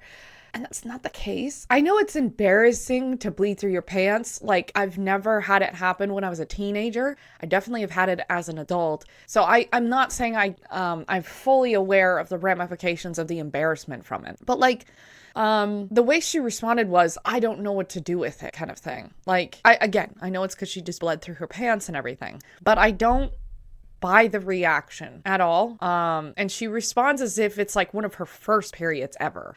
And I get like, she's 14, 15. She's only been bleeding for a couple of years at this point, but I don't think the film really addressed her menstrual cycle very well, because this is something that's very intrinsic to a lot of women and that experience. But I feel like the film focused on showing that she was feeling humiliated instead of actually addressing, why is there shame there? Like, why is it just because she's ashamed of herself completely as a person? Like, she's just always ashamed of herself? Like, the way that they play out this character is as if she is an insecure 11 or 12-year-old. Not as like the person, right? Like, if we were to like cover her face, but we would just listen to her words and her tone, she seems like a very naive, young girl. And it could be the case that maybe she is just a little emotionally immature for her age. But she's too vulnerable with it, I think. And I think this film is going to try to address that confidence issue that maybe she'll build into it. But I almost don't buy it. I don't think that that's the case. I think there isn't going to be like any growth in her personality. I think there's maybe going to be growth in her interactions with other people. But I think she's, her mental age is still going to be like 11, 10 kind of thing. 10 through like 12. because she's not acting like a 14, 15-year-old. She's, for example, like her relationship with her mother is too kind. Like, I'm not saying that girls can't be kind to their mom. That's not what I'm saying at that age. But I think that there should be some resentment there. Like, you know, dad died. That's really hard for me. And mom's just getting into this relationship that this guy that I clearly don't trust. Like and I get that she's the emotional stability for her mother. So there could also be resentment there towards her mother because I am the emotional stability for my mother. And I'm clearly seeing this guy she's about to marry is a freaking idiot and she won't see it. Like her mood is too positive for some of these other things, like her fear about her period. She could be even angry with herself. Like, I'm so freaking stupid. I forgot. Like, you know, like, if you're going to play into the insecurity thing, don't play it with I'm naive to my insecurity, because a lot of people who are insecure at that age are very aware how insecure they are at their age. And they feel like they have to be insecure and mean to themselves at that age. Whereas this girl is like too positive about all of these parameters. And that's what I think I'm finding difficulty with. Is she can be a very complex character, but the way that the film has addressed her, it doesn't feel like she's complex at all. Just jumping in here to add another thought. It is very possible that perhaps she is emotionally immature because she's been emotionally supporting her mother for years, and that could be a huge plot point. Like, perhaps at the end she realizes and becomes resentful of her mother. Maybe, you know, like, I feel like if the film leaned a lot more in her relationship with her mom, the immaturity that she shows for her age range might make a little bit more sense. But they don't really do that. In fact, they don't even focus on it at all. In fact, she's quite, like, positive with her mom. And it could have even started off like she was really positive with her mom and her emotional neediness. And then transitions into, like, a more, like, mom, it's time for me to grow up and for you to make your own decisions as an adult kind of thing. But they didn't go that way either. So that's kind of just like an additional thought I'm thinking. Even though she has the good, like, textbook list of things that could make her a good character, but she's not embracing it. And I don't think that's the fault of the actress. I think it's just they didn't write enough detail into the emotional parameters this child would be experiencing at this age, based on everything she's already gone through in the film, let alone everything that's happened outside of the film. So, I don't know. I could be wrong. Let me know. Here's another thing that makes me really mad about this film. Okay, they have just addressed, and I didn't want to bring it up until this happened, they just addressed that her mom is a therapist from New Jersey. Okay, I understand that her mom might be not the greatest therapist, okay? She might be awful at her job, okay? But the way she handles her relationship with the man she's about to marry is so untherapist-like. Now, I'm not saying that therapists can't fall into bad relationships, but the fact that she is emotionally immature and relies on her daughter, the fact that she is, you know, just a short relationship into I'm now engaged to this man and we're moving from wherever we're coming from. I don't buy it. I know a few therapists. I had a therapist. I've been in a lot of therapy. I'm telling you that adult therapists in 2020 do not act like that. I'm not saying that they're perfect at being aware of their emotions at all time. That's not how therapy works. But they should have written her a little bit different. Like, if you're attracted to this guy, name one good quality about him. Like, that kind of thing. Like, and also this could have been another attention for the main character. She's like, my mom's a therapist. Why is she dating this idiot who clearly I can't trust, kind of thing. Like, and her mother can't read the room, like, at all. Like, she can't read that her daughter is clearly upset. Like, I'm not saying that therapists are perfect and they can recognize all wrongs. They're not. But the way she's playing it up is she's not even a proper therapist. She is someone who might be a life coach. That's what I would read better. A life coach. Because you don't have to really get a degree for that. You could be a gynecologist and a life coach. Like, it would have been made more clear if she was a nurse, maybe, or she was a nurse practitioner, or even a doctor. And then you could say she was gone for many hours all the time. And then she could be mad at her mom because her mom's always gone. So she's stuck with this guy that she doesn't even know she trusts. And it would explain why the mother doesn't even know her fiance is because she's never home to really see him. Like, I don't buy that she's a therapist. I know that they've written her that way, and so that's how it is, but she's not a very good one. And I'm not saying that there are lots of, like, all therapists are good. Like, not all therapists are good. Another thing. She just said, wow, that's a lot. They did more excerpt, explained, the corners and stuff like that. Again, because they think the audience didn't see the first film. No. But she said, the main character, she's like, okay, that was a lot. Kind of fighting a panic attack right now. And the girls are like, we get it. It's a lot right now, but don't fight your gift. You should never feel ashamed. The girl just told you she's about to have a panic attack, and your response is, we get it, but, like, also, let's keep talking about it. Let's explore this even further. Like, you couldn't have waited a day, made her, like, wrestle with these thoughts. She couldn't have had a moment where she was like, I think these girls are crazy. Like, Sarah wasn't afraid of the other girls because she already knew she had powers. Like, she was aware. She's had nightmares about snakes and bugs, and she'd have, like, weird things happen, and she said it would be wrong. Like, sometimes she'd think, I want it to rain, and then the water pipe would burst. Like, that wasn't something that they told you all within one scene. They told you these pieces in different scenes, and as you slowly got to know the character. And that was part of why the film was also really good, is they wouldn't give you the personality traits of all the character within one scene. Instead, each scene would build on who she was. Whereas in this scene, it's like they give you all of the personalities all at once. Or if it's not this scene, it's the next one. And I think that's just poor writing chapters. Like, she needs time to process everything she just learned. Like, this could all be hooey. She could at least do research. Like, but no, she's just gung-ho. Another little excerpt. And this one I'll say take it with a grain of salt because, I don't know everything that is in these parameters. But they just addressed that Lou, girl behind the tree. Girl in green, okay? She's trans. And they don't address it like a way that it's like, how we were discussing how like each character has a part of their pain and they have to address their pain. They don't address it that way. And it's not to say that trans women should be in pain because they're trans. It's more like, it feels like a throwaway comment. It actually feels more insulting for trans people who are watching this film. Like, they really just, okay, cool, she's trans, that's fun. And that's what I was thinking the first time I watched it, but I also thought, I feel like there's backstory there, but from this point on, they never touch it. They never discuss what made her realize that she's trans. They never discussed if her family supported her, which I assume they do. But like, I know that there could have been like an entire movie just discussing that because that's a huge topic.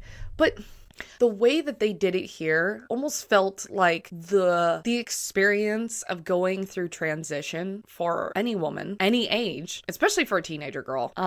That's a huge journey. And they just wrapped it up within a couple of seconds by saying, because she was talking, the other girl in the leopard print said, she was talking about how it's like crazy. We can literally birth humans. That's so crazy. And then the trans girl, Lou, says not all of us can do that, but whatever. And then the girl in the leopard print's like, oh my God, you're right. Sorry, my bad. But like, it felt like, and this could be wrong, so please tell me if this is, inappropriate. It feels like it was an afterthought. And I think with trans people, you can't do that. Again, I could be wrong about this, so please leave me some comments. But like, I don't know about you, but if I was trans, I don't think I would have taken this well. But again, I could be very wrong, and maybe it's because I'm, just a straight white woman. I don't know anything about this, but let me know if this scene didn't make you as mad as it made me. I think here's my biggest issue. Because somebody transitioning is such a huge story of a person's life, no one else will go through transition like people who go through who are trans. But they made it so simple. Transitioning's not simple. It's like many months of like hormonal therapy, sometimes like reconstructive surgery. Like, there's a lot that goes into it. And like, she's young, so I'm not saying that like she had to go through all of that because she's probably started taking puberty blockers at like a young age, right? So maybe not so much, but that's still a lot of work. And also puberty blockers probably has a lot of side effects. I've never taken them, and I've never looked into it, but every medication basically has side effects. So maybe we could have addressed that, or here's an idea. Don't tell us she's trans. And then maybe halfway through the film, that creepy guy, like, let's put this in perspective, okay? Timmy made it a big deal that the main character bled through her pants. And yet with Lou, we're just going to assume that either no one knows she's trans or everyone knows she's trans and she's fine and they're fine with it, including Timmy. You could have played into the fact that maybe Lou was secret and nobody knew. And then later in the film, maybe it comes out that everybody knows. And then it could have been a journey for Lou throughout the film. Like, they don't give these other characters story. They just fill you in with their story, but we're focusing on the main character. And even though Sarah was the main character of The Craft, the original film, each other character had small snippets of their story that was played into the main character story. Because all of these characters have their own personalities. Whereas these characters don't have personality. They are just cool sidekicks for the main character. And that's what I don't like about this, you know? But, you know, again, if I'm wrong, let me know. Another thing I'd like to say, again, silly of me to bring this up, but if you want to tell a story about a trans woman, it's not like, oh, this is only a recent problem. They've been telling trans stories in film since like the 60s, if not earlier. I haven't looked into it. Maybe one day I will, but it's been a long time, okay? And they've done so good with it. So good with it. What is this storyline? It's just bad writing. Let's just watch that, but without sound for a second. Now, we can watch this scene without any words, okay? How does this scene read to you? Like, how would you explain this, okay? I'll wait. I wouldn't say it reads as a comedy. It reads as quirky. Now, that's not bad if that's what the film wants. If the film is supposed to be entirely more quirky, it doesn't feel serious. Again, might be a preference. Maybe the writers didn't want serious. Maybe they wanted quirky. But some of the stuff they put in this film is so heavy. And I know we're not there yet. But even like, again, going back to the character who is trans, that could have been heavy. It doesn't have to be heavy. Maybe their idea is, we don't want to make this heavy because that is not, you know, what we want people to get out of this film. But I would want to ask, what are we getting out of this film? Okay? What are we getting out of this scene where the girls are raising their hands and they're repeating things, and this girl runs over and reads into the main character's ear and she's like, okay. What do you want out of this film? Because I think what people wanted was something that was on par with the original film. This is not on par with the original film. If anything, this feels like a teen drama. This feels like maybe a Vampire Diaries episode. And even then, Vampire Diaries was a lot more serious than this film. This film is not serious at all. And it also doesn't make the audience feel like I should take this film seriously either.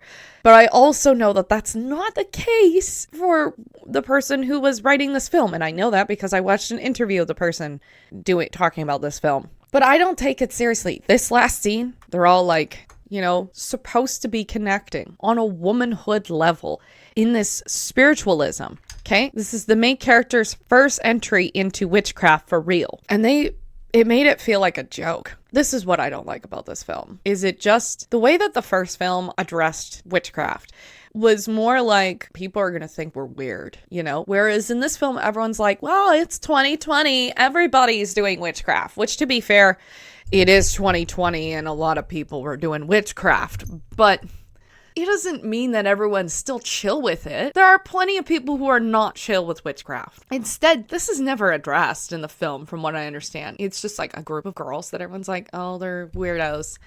Instead of like, they be putting hexes on you. Like weird superstition stuff. That I know that, again, people aren't as superstitious that they used to be, but like this film, the way that they could have addressed the craft, it's literally in the title, could have been a lot more serious. Because also, like, let's put it this way, I don't know much about witchcraft, but I also feel like the intention of when you're doing craft is hella important. Like, it needs your attention. You need to take it seriously. These girls are like playing mousetrap. Like, that's how it feels. Like, I'm not saying that the girls in the first film weren't playing mousetrap. There were definitely moments where they weren't even sure what they were doing. Like, they were giggling. They're like, one girl's like, shut up, you need to focus, kind of thing. Like, they took it seriously, but it took them time to get there, because as much as they were practicing the craft, they also really didn't think that they could reach the levels that they reached, right? Whereas these girls just know. I know the intention is there. I know my sisters will be for me. I know this is going to work. Like, I think in order to make the craft more believable, there has to be doubt. This film doesn't give enough doubt It gives too much absolute. It will happen. The stepfather sucks. These girls are absolutely going to be my friends. Timmy is a jerk. Well, that one changes, but the film is like too absolute. And like you kind of expect certain things to happen, then you're like, that just felt like cheap. Why'd they just do that? So that's my problem. Like even the main character is taking it seriously. I just remembered something that happened. We'll come back to it, but it has to do with Timmy. We'll come back to it. Oh, God. Okay. Here's the problem with this scene. All right, so we're just gonna rewind a little bit. I'm gonna turn down the sound. Okay, so we've got the girls conjuring up something. They want to put not a hex, but some kind of spell on Timmy. Okay. So look at the camera angle, the way it's tilting, the way it's kind of like hovering a bit around the girls. It kind of feels like, you know, someone on their camcorder. Sure, right? And the girls are all laughing and they're having a great time, but also like kind of being weird. The best way I can describe it is they're acting as if they're drunk. Okay, they're all like swaying a bit. Even the camera's swaying a bit. It feels a bit comedic. Again, we just talked about how the craft generally has to require concentration. It requires seriousness, all right? They're not taking it seriously. They're not concentrating. In fact, they're making jokes while they're doing it. I just feel like this spell shouldn't have worked. Again, I could be wrong. I'm not saying witches don't have fun, but like, it doesn't seem right. To me, I could be very wrong. I'll be wrong. But I don't think this spell should have worked. And in fact, it feels like the writer on some level doesn't actually believe in the craft. And I think the problem is when you're making a film about witchcraft, you have to 100% believe that you believe it's real, which means your characters need to believe it's real.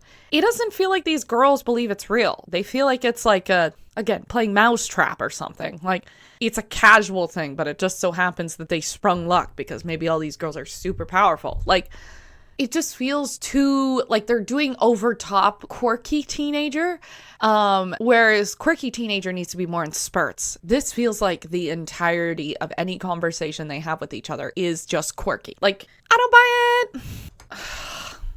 Okay, if you're gonna do witchcraft, you need to be quiet. Like, I know, take it a little bit more seriously. Like, you're in somebody's house. You have the lights on. Like, they could have done this in the dark. They could have been whispering this. Instead, it was, let's be loud, quirky as possible, even though no one's home, no one can touch us. And then they're home, they're all yelling, shh, you know, whatever.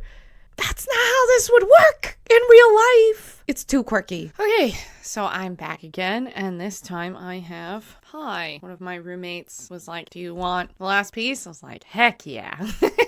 And then, of course, I had whipped cream, so I just added that. So we are going to continue snacking. I will try, and I think this is the case. In the last film, I think I did a lot more critiquing of their acting, and I don't think I've done that in this film yet. Not critiquing, because I basically was praising a lot of their acting.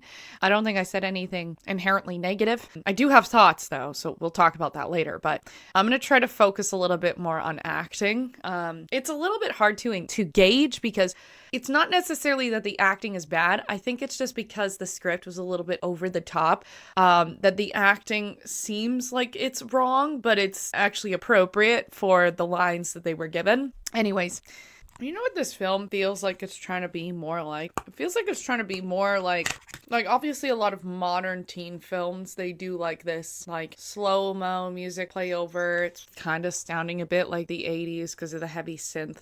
Kind of reminds me a little bit of like, not Euphoria, but like definitely one of those like montages of like maybe like a young adult or a teenager dancing in the club with their arms raised and like the music's going slow.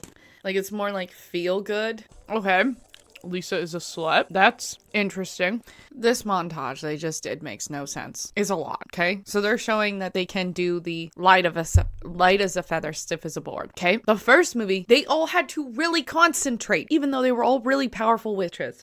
They've all been aware of their powers beforehand. I'm not saying that the girls that came before the main character in this film were not aware of their powers, but like, were they practicing? Like, the thing is like in the first film, it was made very apparent because they couldn't be strong enough because they didn't have their fourth, and then they had to develop their powers together. Whereas this just seems, because they found their fourth, now they're just amazing. And I don't think think that works in terms of the rules that you've made the perimeters for the original movie. I know that it's a different writer, but it doesn't follow the logic of the first film. Then we have them chanting in the lunchroom, and then they pause time. Straight up, that would never happen. Nope, would never happen. 1, because the girls might feel too insecure about it. 2, because someone would straight up call them out for it. 3, because, like, I'm sure the teachers would freak out. Like, unbelievable, not good writing. Then they show, like, they draw a pentagram on the main character's head, and it starts glowing. And it's cute, right? Nope, I don't think so. Oh my goodness, this movie has only been going on for 32 minutes, and I have already a lot to say about it. Okay. The confrontation that the dad had with the main character, the stepdad, sorry, about her pushing a guy against a locker because he whispered something in her ear. Was he annoying? Yeah. Was he wrong, though? But you really can't explain, well, you know, like, it was a reflex because I have magical powers. But I don't know. Like, they're really trying to paint him out as a bad guy, and I know that he is a bad guy, but, like, that was just... You know, he could have complained about something like, you know, like, I don't know, washing her jeans or something. Like, there could have been... Also, you kind of get the vibe that actually her stepbrother washed the jeans for her because her mother didn't. So you kind of get the vibe it was the stepbrother, but not very clear about that. Also, that conversation she just had with the younger stepbrother. I don't know if he's younger than her or if they're the same age. No, they wouldn't be the same age because there's this brother. So maybe he's like a year younger than her or 2 years younger than her. Very sweet. And honestly, the acting in that scene was pretty good. There was like little subtleties and stuff like that. I do feel like I wanted the scene to be a little bit longer with a conversation there. I know that the point is just to point out that he's like, oh, well, you know, my dad is strict, but there's a good reason for it. And then he's like, well, what about your dad? And she's like, I don't have a dad, or I never met my dad. Like, I understand the mode that was the point of that entire conversation, but I feel like there could have just been like a moment of them just like getting to know each other. Cause like they're living in a house together now all of a sudden. But I guess that's not the point of this film, right? So rush along. He called himself cisgender today. Wow. All right, whatever. But the lines they just gave him, annoying. Straight up. Annoying, not really believable. I know he's under a spell, but it doesn't even sound like someone would. Like, here's the thing.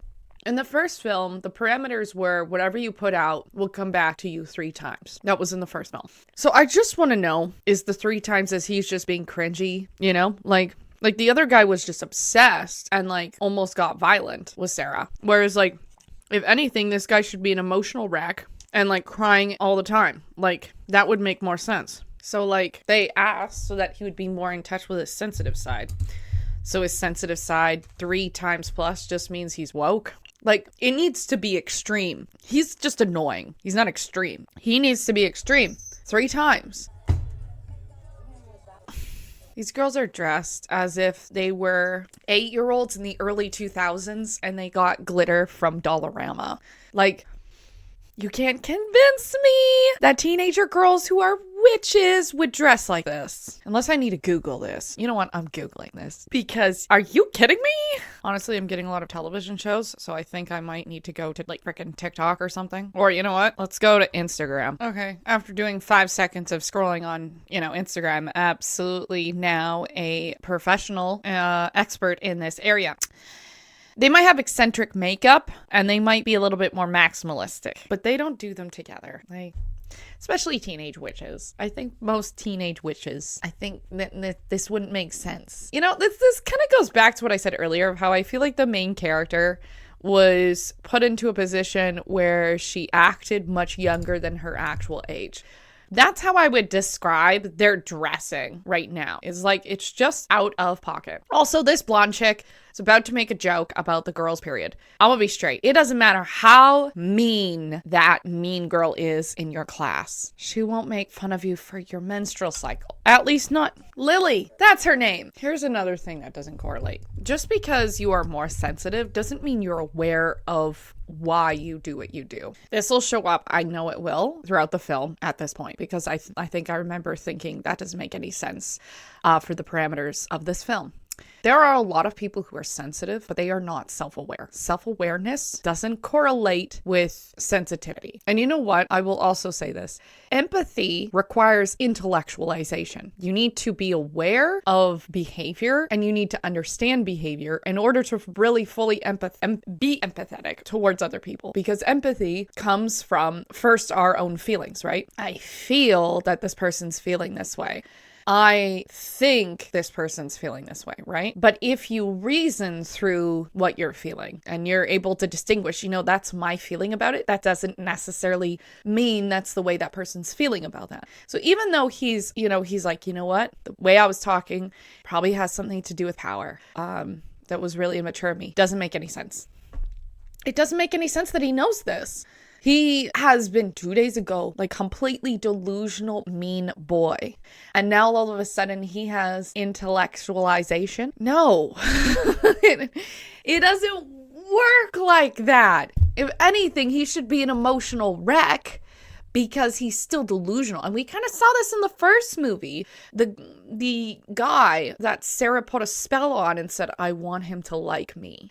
All of a sudden, 3 times more, he becomes obsessive, delusional. At one point, he even says, I don't even know what I'm saying anymore. Isn't that kind of funny? This guy should have no awareness of why he's all of a sudden sensitive. If anything, he should be crying. I don't know what's happening to me. I can't stop thinking about other people, or I don't know what's happening to me.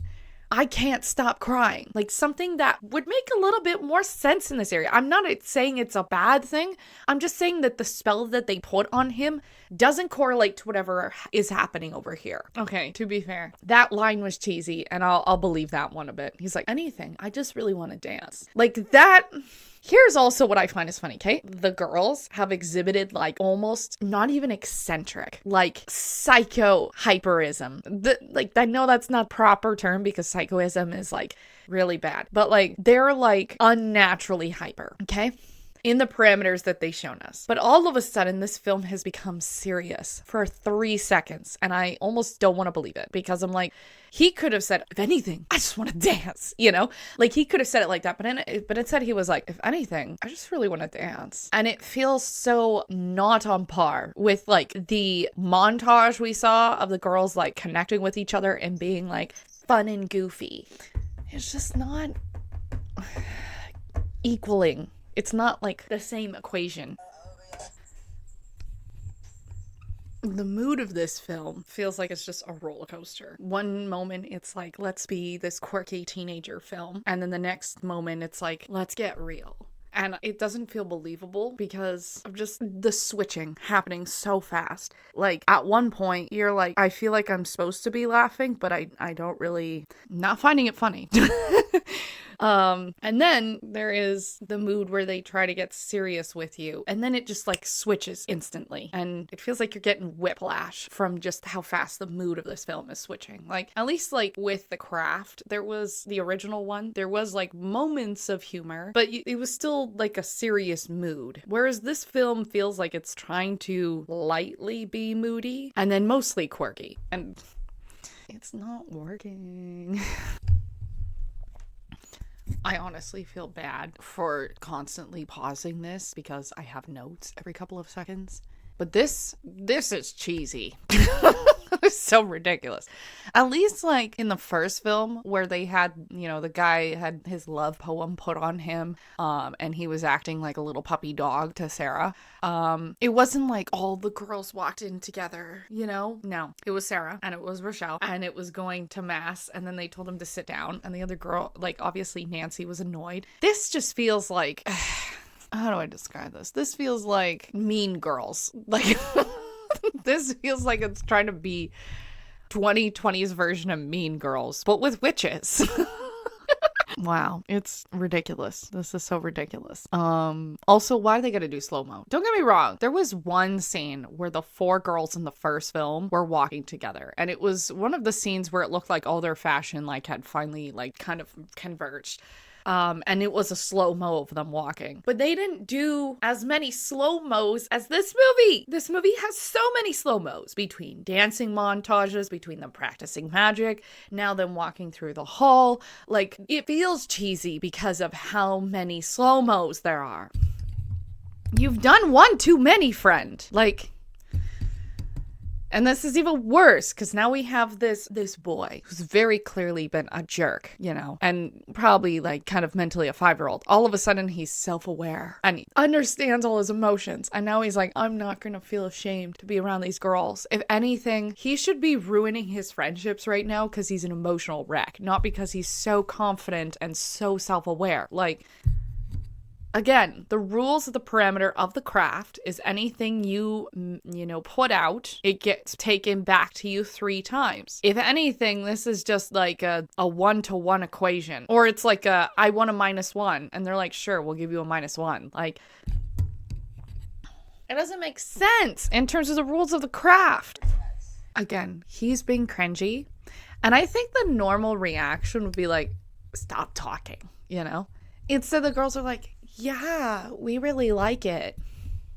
You're not, like, he's being cringy, but it's being encouraged. So it doesn't even feel like the sensitivity that they've asked for is really happening because they wanted this to happen. Like,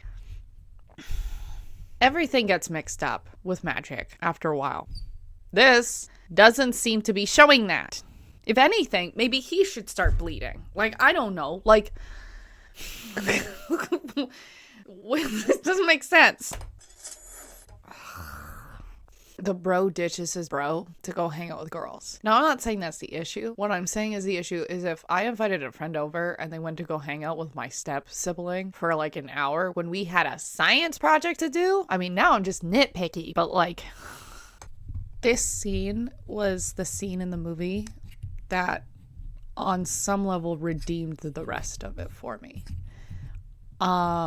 I'm not saying I love this movie, but this scene was really good. Here's what should have happened before and after. The rest of the film should have matched this scene's mood. This scene's mood was a really good representation of teenage angst, which is a lot of what the craft was about, was teenage angst, but also just like pain. Like, we saw Timmy address his pain.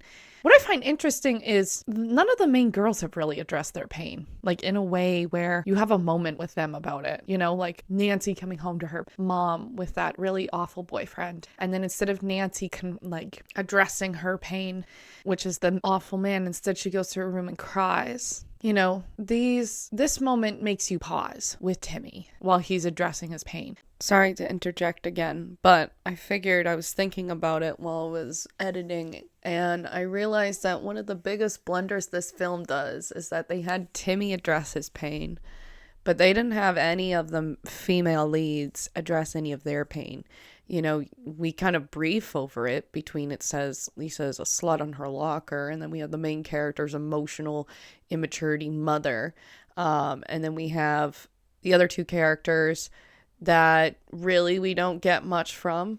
Honestly, I can't name one thing that they're in pain from. So it's almost like we gave men the opportunity to address their pain in a female lead film, but they don't actually give women the opportunity to address their pain as well. Like, we could have gone more into, why does the main character not know how to address her period, or menstrual cycle? Maybe it's because her mother is aloof and wasn't really there for her when she first started her menstrual cycles, and so she's actually still immature and doesn't know how to actually deal with those particular issues. You know, maybe that's why she acted the way she did. Like, there's just a bunch of different ways that they could have addressed this film so that the characters had a little bit more depth with their pain, but nah, it didn't happen. I still think he's a little too self-aware for just the kind of spell they did, but I think the acting in this scene was so good by the actor who plays as Timmy. I don't know his name. But really good acting and emotionally believable, and you want to follow with him on that. And it did make me I remember watching this film and being a lot more interested in his character because of it. But what should happen is I think the girls should have remorse, because Because if it wasn't for this spell, he probably would have never said that out loud. And it's not to say that that's a good thing, but also in a way, it kind of acted like a truth serum. He just started spewing things like, I just want to dance. Or, no, it's really disgusting the way men would talk about, whatever. Like that scene where he was calling out the other teenager boy when they were having sex ed. He probably would have not revealed this to anybody. Because he has thought about it, obviously. Like, because again, somehow he's very self-aware, right? So he's aware that he likes both men and women. And he's very aware that it's different for guys, because guys just assume that you're gay if you are interested in men. So, it's not that he's unaware. My problem is that they kind of outed him. Not that they pressured him into outing himself, but I think in a way the spell is the reason why this came out in the first place. So there should be some sort of, I don't know, I guess this is semantics. Like, you can't really predict what people are going to say out loud under pressure. So maybe not. But I do feel like on some level, maybe the girls could have had some level of responsibility, or at least felt responsible for him outing himself like that. Like, the girls created good safe space for him, which is great, but I don't think he was ready to talk about it when he did. If he was not on this spell, right? Let's just say they ended this spell. I don't think he would have been okay that this happened. So that's where I'm just I don't feel like it's appropriate, because under the influence of this spell, he admitted that happened. Without the parameters of this spell, he would have never admitted this. And if he were off the spell tomorrow, let's just say in the movie timeline, would he be pissed that he spoke to them? I don't know. Let me know what you think. I'm sorry, can we just rewind for a second? Watch this.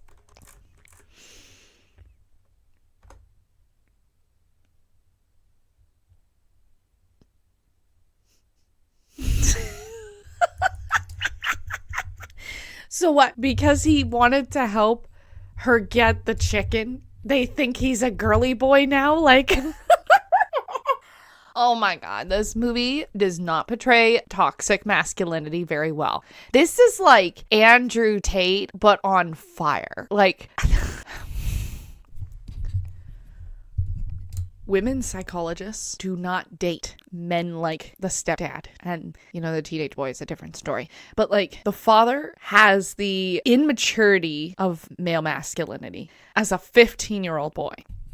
Adult toxic men do not act like that. They are all about show. They're all about showing face. He was too obvious that he's a douche. This is why I don't like the way this film addressed trying to make him the bad guy, because it's very clear he is the bad guy. But they didn't address it in a more natural way. Unless they're saying he's a straight up Andrew Tate kind of guy. But I don't think he dresses like an Andrew Tate kind of guy, if that makes sense.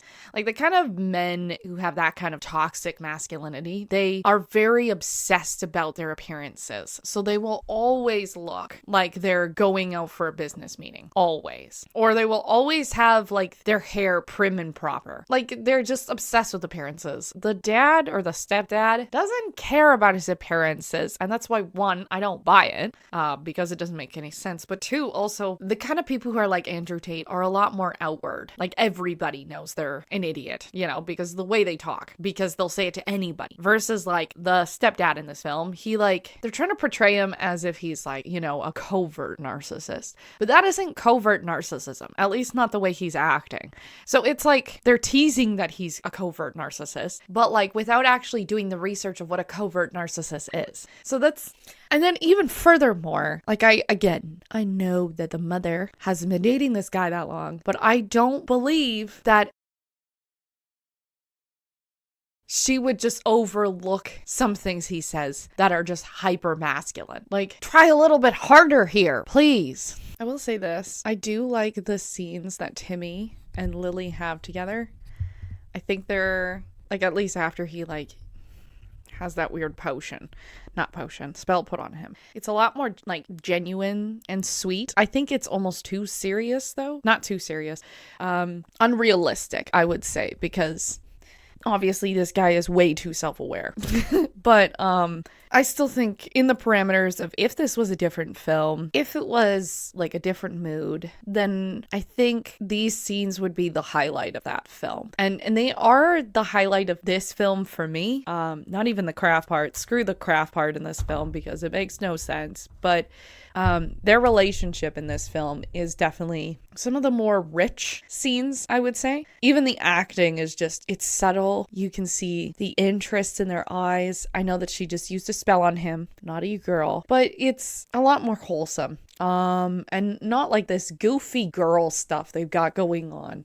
And like obviously the really bad, like bad taste dad behavior as well. Also, here's the thing, is he has way too much control. She had just done a love spell on him. Not necessarily a love spell, but I wish that you were drawn to me tonight. If that is the case, he would be like, I didn't hear anybody else. I'm only hearing you. Ignore everybody else.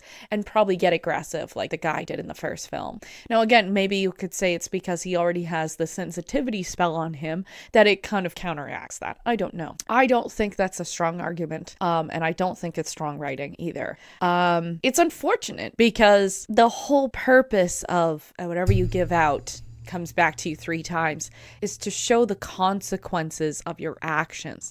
The consequence of him being too sensitive is not there. Is a really good consequence. That doesn't make any sense. There is both in the first movie, they were so clear about this, that in magic, it's not good or bad. It's just light and dark. Both of them exist in order to coexist. Meaning whenever you do a spell, you end up having both because it comes back to you 3 times, right? In the parameters of his sensitivity, the only thing that you could really say is that he's being way too honest, that he's oversharing his secrets. But he even says here at the beginning of this scene, I'm really glad that you were here tonight. It's nice to have that weight off my chest. So there's no regret. There should be regret somewhere in him over everything, over something. Like, I guess the only regret is that he hurt other people. Like, there should be regret even just like the fact that he doesn't know himself anymore. Like he should have an identity crisis. Like, I don't know who I am anymore. I don't know what I'm even thinking. Nothing makes sense to me. I wish I understood. Like he should be having like 30 panic attacks a day in order to actually fulfill this 3 times back kind of spell. We're not getting that from him. He is just a well-rounded human being. I don't believe it. And also, now we have this love spell. She's like, you must come to me, spend night with me kind of thing. And now he's just gonna... Are you kidding me? He literally just closed the door behind him and immediately texted, to be continued? The amount of seconds between him leaving the room is not fast enough to send to be continued with a smiley face. Unless he's using some real hardcore T9. Okay, first of all, that jump scare was too G-rated for the craft. They could have gone way more spooky there. Maybe Isaiah's holding a knife or something. But no, he's just sleepwalking. Which, I mean, to be fair, still a little ooh. But come on, you could have gone a little bit spooky there. This is Bloomberg House! This scene just says we need to speed along the plot. If anything, Lily should have had at least a day feeling guilty, really guilty. Her questioning, did I cause this? Was my love potion too strong? He was already under a lot of stress, and then I put another potion on top of that potion. She should have had moments like that to herself. So these girls should have felt like crap for 2 days. Then Lily finally admits what she does, which catch them all off guard. And then they have this conversation. This conversation sucks because it negates Timmy's death. It feels meaningless now. Because now it's about the coven. And how dare you put on a love spell when it's this boy just died. I get that they're teenager girls. I get that sometimes we can be selfish. But in terms of writing, there isn't enough pause here. Again, see? The entire conversation. Is this because of what we did? Is this our spell? Then Lily's like, no, of course not, because I made a love spell. How dare you put a love spell on him? Blah, blah, blah, blah. We're not doing magic anymore. Bye. Timmy was barely a thought in this conversation. So it's why are you all crying? Just saying. That being said, though, I just want to reverse for a second, turn off the sound. We'll watch. Acting, good. Good acting. Especially this scene. She doesn't need to say anything. She says Lily, walks away disappointed. She also distraught in her own decisions. Good acting, okay? Very good acting. Very proud of these girls. Okay, boy cult. It's freaking weird because, like, here, we've got son number 2 freaking out. One that's definitely bought into old dad's prophecies, philosophy so much. Then we have older son, like, really struggling here for a second. Dad sees this and he has, like, the look of, oh God, on his face, right? Like, not my son. I don't think they ever touch that ever again. This conversation's ridiculous because he's already done so much groundwork to show that he sucks.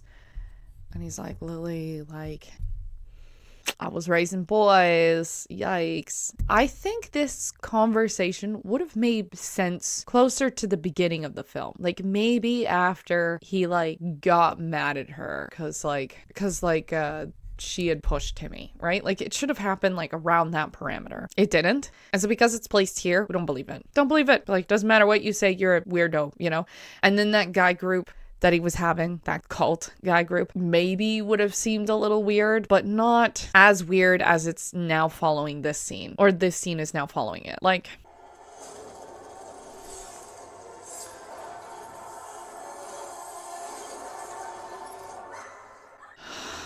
I need to take a 5-minute. Okay, here's what I find ridiculous. 2 things. First of which is they spent like 40 minutes of this film being goofy, like being so ridiculously goofy and confusing. And then Timmy enters the room and it's like the mood starts doing this, and now it's just one serious scene after another serious scene after another. It's like this feels like 2 different movies. Even just the way that some of like the actors are talking to each other. Just different moods, okay? Girls are still quirky, but like serious now. They can get serious.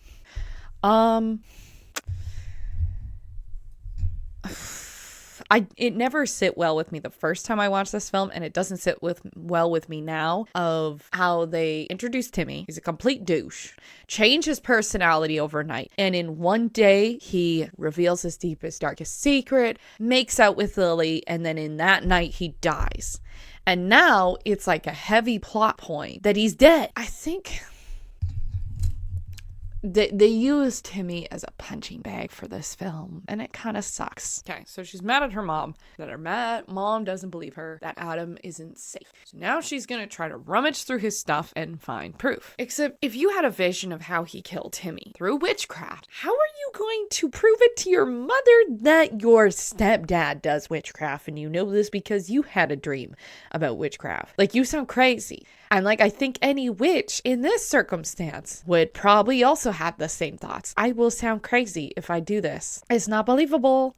Although now she's found out that she was adopted. So I think the film would have been way more interesting if they revealed this at the very beginning. Or, hear me out, they're traveling to a new house, okay? And her mom is marrying the stepdad. And perhaps before moving, she finds the adoption papers off camera. And then there's tension throughout the entire movie about this. Because let me be clear, there's 20 minutes left of this film. They have just revealed several things, okay? Within a parameter of 10 minutes of this film, okay? Timmy is bisexual. He has had an experience. Timmy also likes Lily. Timmy, her stepdad might be hosting a male cult, might be a witch himself, okay? And by the way, witch is gender neutral, so now she has a reason to be mad at her mom. Her friends hate her. She's adopted? Slow down.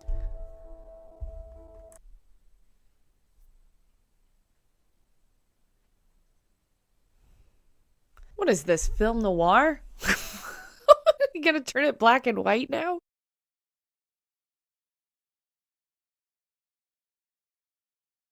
Oh my gosh, this film feels like it's trying to do so many things. All right, okay, that one wasn't that bad, but like, she goes up to the girls, let's talk. They're like, we don't know if we want to talk to you. She's like, fine. About to walk away, her mom's like, Lily, can we talk? She does this, and her mom falls. I think my main problem with that is Nobody reacts like, did she even touch her? Like the witches get away with so much in this film. Nobody's questioning it. Nobody. Who cares?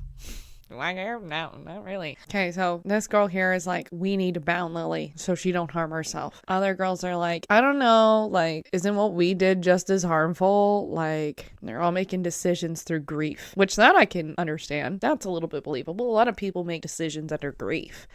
Honestly, she seems more like she's just harbored more jealousy, if anything. Like, she's sad for sure that Timmy died. But, like, did they really know him?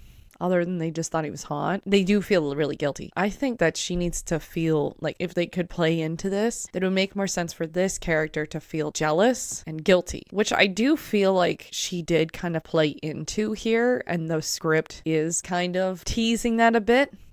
But I don't think it ever resolves this. You think about like a symphony, right? You know, you have the beginning, whatever, and then you start kind of building up. And you know you're going to get to a climax, right? And then in the symphony, it's kind of like going all the way down to the main note. So there's like 8 in a key, right? And the first note is of the key. You can hit the first note, first note at the beginning or whatever. And that is the more resolve of the music, is when you hit that note, because it is the main note. I'm not really explaining this. It's been a while since I've studied music theory, but like basically when you finish a song so that it feels resolved, you kind of end on that same note. I feel like there's a lot of things they argued for this film that they teeter on, but they don't resolve any of it, so it doesn't feel satisfying. Okay, bad acting. I don't think it's necessarily the girl's fault. I think it's just they were not really coached in this scene, but bad acting. Honestly, girl on the right, though, she's killing it. Okay, that was a creative scene. It's okay. I would say it's creative that the stepdad was doing some shape-shifting, but I don't know. I think the first time I watched this, though, it did get me. I was like, oh, interesting. Oh my god, lol. I did like that scene. Timmy talking to them through the Ouija board. That was kind of cute. Okay, here we go. Now we got some excerpt from wannabe Andrew Tate over here. Dear God. Like, I'm not saying that characters like that don't exist, because they kind of do. But it's not... You wouldn't find them in your everyday life. At least not if your mom's a psychologist and you grew up in a pretty non-problematic life. Here we go. Quirky girls. We are the weirdos, mister. Get out. Get out. You know what I hate about this? This is starting to look like Sky High. Like... We're back to quirky, girly movie again. I'll say this, okay? In the first movie, each one of the witches had the power of different elementals, or at least they channeled it, right? Never came up in the film. You never see one of them use the power of air or anything like that. Whereas you kind of see it here. It's a little cheesy, but at least they're using the elemental powers, which is kind of nice. Like, unless you, count technically Nancy was using the power of fire. This scene is some weak writing. We are your rulers and kings. Like, just leave. Oh no, not the close-ups. Please no. Again, feels like a Disney Channel movie. Disney Channel made for TV movie. So they burn them alive, I guess? Oh my god. What is this, a CW episode? Come on. Maybe it was my fault. Like, maybe I'm expecting way too much from this movie, That just felt wrong. Ew. How is the warlock dating pool treating you? First of all, you using the word warlock is the first sign that this film got it wrong, because a witch is a gender neutral term. Warlock means traitor, so male witches they aren't called warlocks. I mean, I guess in this case, it kind of makes sense because the guy kind of is a traitor and a piece of trash. Or at least he was, because he's dead now. But how were they able to convince her that he was a witch? He died. Unless, he tied her up. Like, he actually said she's tied up in the moment. But then why would he do that? If anything, he wanted to kill Lily. It's just plot holes that don't make any sense. Classic film. What is your relation? Cut it off before you answer. I will say this. I liked the fact that her being Nancy's daughter and not Sarah's daughter was my favorite part of this film. because I think it's very cute. It does leave a little couple of plot holes, okay? Who's her father then? Was she pregnant when she entered the asylum? To which case, who's the father? I would also ask, why was it in the first film that she basically was left like a psycho vegetable and now she's coherent? So did she work through it? Because she was basically under magical spell, right? But I guess maybe not. Sarah only bounded her. She didn't make her insane. So I'm pretty sure who this is. Written, directed by Zoe Lester-Jones. I'm pretty sure this is what is her name? Fawn Moscato. That's it. Fawn Moscato from New Girl. And I loved her in New Girl. So funny. And I'm not wrong. Zoe Lester-Jones is Fawn Moscato. Let's pull her up. Or the show, Fawn Moscato. Zoe Lester-Jones made The Craft legacy. Okay, well, let's chat for a few seconds. We have a lot to talk about. Hopefully, I've kind of covered up a lot of it throughout the film already. Honestly, there are some interesting ideas in The Craft legacy.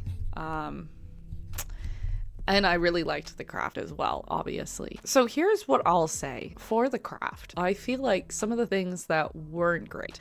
Some of the overacting done by the actress who played as Nancy. I'm not against it. Some of it did kind of make a lot of sense, but some of it did feel a little over the top.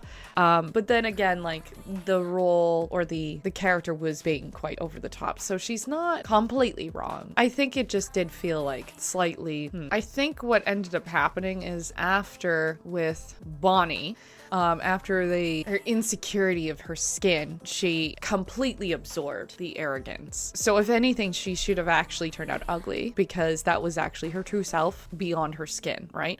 So if she said, make me as pretty as I am on the inside, just on the outside, technically she should have come out ugly because even though she was really insecure and seemed like a really sweet girl, kind of not really, because as soon as her skin got better, she just came out to be arrogant.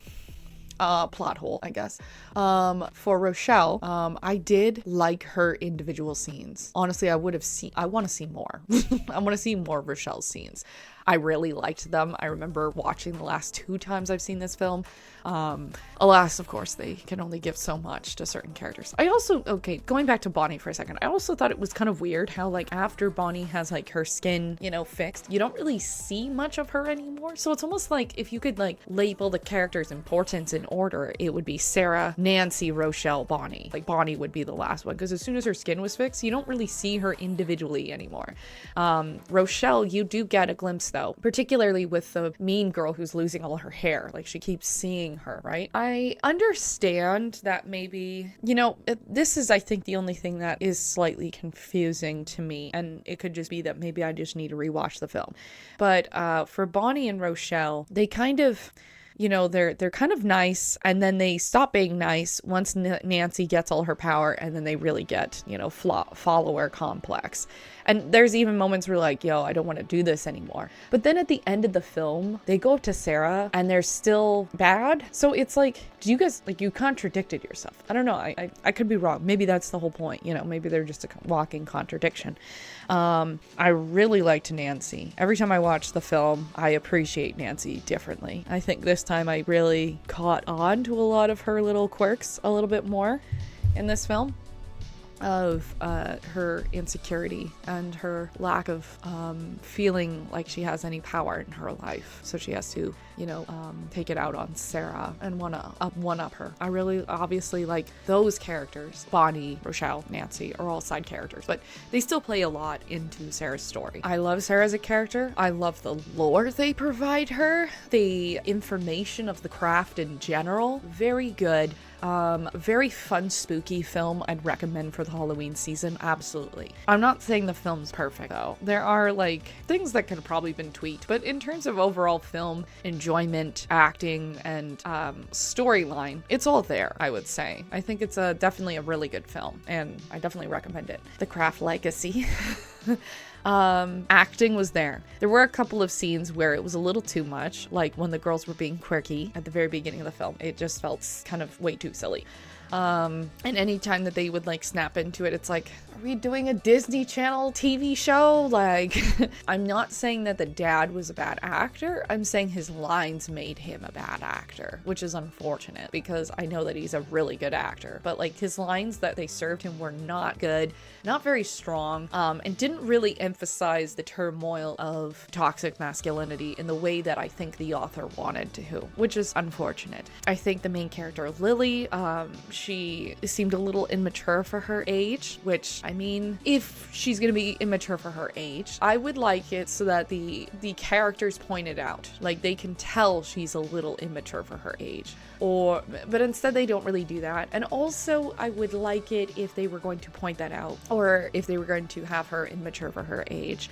I would like it if there's an explanation for that. Like maybe she was the preemie baby, or, you know, like lean into the fact that maybe she always knew that she was a freak because she had magical powers. Whereas like those don't even open until she gets here. So it's like she doesn't really have a reason to be emotionally immature the way she is, or just like, socially immature. She's not emotionally immature, socially immature. So I think that they just didn't give her a good reason for her character. Which could have just been a little bit more fleshing out, I think, of the character. The other characters, none of them really had any story to them. In The Craft, the original film, they give you a little bit of a story. They don't tell you, like, everything, but they give you a little bit of a drive, you know? Like, what drives this character? The other three characters, they're not given any drive. Like, what drove them to the craft in the first place? It's not explained. There a lot of, and I did say this in one of the pauses, I feel like the magic in this film feels like they just were put halfway through already in the race, and so they have a head start over everybody else. And for no reason either. Like, they're just better because they are. And not to say that they're better than other people, but I feel like in their magic, they shouldn't have been where they are yet. And it shouldn't have been as easy to them as it was. In the first film, it was difficult for them to practice their powers, and partly why, like, Nancy was calling on Menon to get more powers. Also, Menon had a huge part in the first film, The Craft. This film was just the evil stepdad says, I allow Menon to take my powers and give it to me. You know, whatever. That's the only time they actually address the god of this universe, Menon. It doesn't feel like this film exists in the same universe of the original Craft, even though it's supposed to. It just doesn't feel like it does, because the mood was so janky and so opposite from the first film. I think certain things could have just been adjusted. At the end of the film, where there's like 20 minutes of like mood, like heavy mood, easily, okay, could have just been the mood of the entire film. You didn't need all the teen quirkiness. Honestly, I love a little good of depression teenage girl life because that was me. And I think a lot of people who watched The Craft also resonated with that because, same, you know? Like, not saying everybody was depressed who watched The Craft. Name one person. But it just doesn't feel on par with the mood of the first film. And again, maybe it's just because, you know, it's not supposed to be. It's its own film. But it definitely felt like it was trying to be the first film. And also, if you're going to do a film that you don't want to be like the first film, then don't call it a sequel. Just call it a standalone film. And then let the viewers figure it out. But like,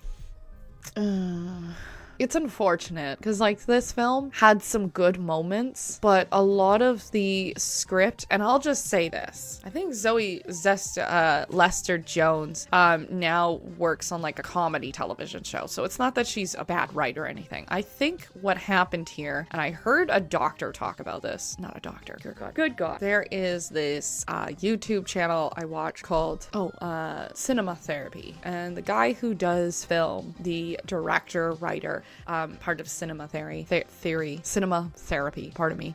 He talked about how with the prequels of Star Wars, the biggest issue that was between Anakin and Padme was what he described as first draft writing. So, and I highly recommend looking up that video. I will link it down below. But he talked about how a lot of like the kind of conversations that Anakin and Padme are having is just explaining their thoughts and their feelings, like just telling it to each other. And that's not necessarily a bad thing in communication because people can definitely explain their thoughts and feelings, but it's almost to a point where the mystery of the film itself is lost because the dialogue is was over explaining the communication. And I think with this film, it tried to do a lot of things, which some of these ideas were great. But it took way too long to get there. 40 minutes of the first portion of the film was so quirky. And then within 20 minutes, it just got really dark. And then it got quirky again. And finished on the quirky note. And so it's like this film was trying to define itself as it was playing, but it really never defined itself before it was being recorded. And I think that's kind of the unfortunate part, because there could have been elements about this film that really resonated with viewers, but I think because there was so much going on that it was kind of lost on the audience. And I do stand by a lot of what I said, and I'm not trying to be hard on anybody.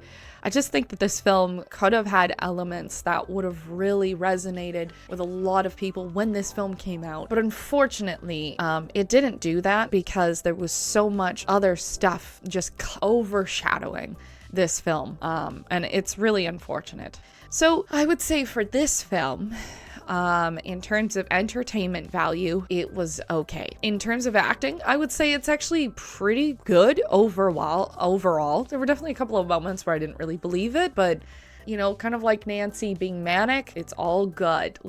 I enjoyed it regardless. The acting was there. And some really good actors in this film. And then in terms of story writing, I'm gonna have to say it's kind of a mess. But not to be hard on Zoe Lister-Jones.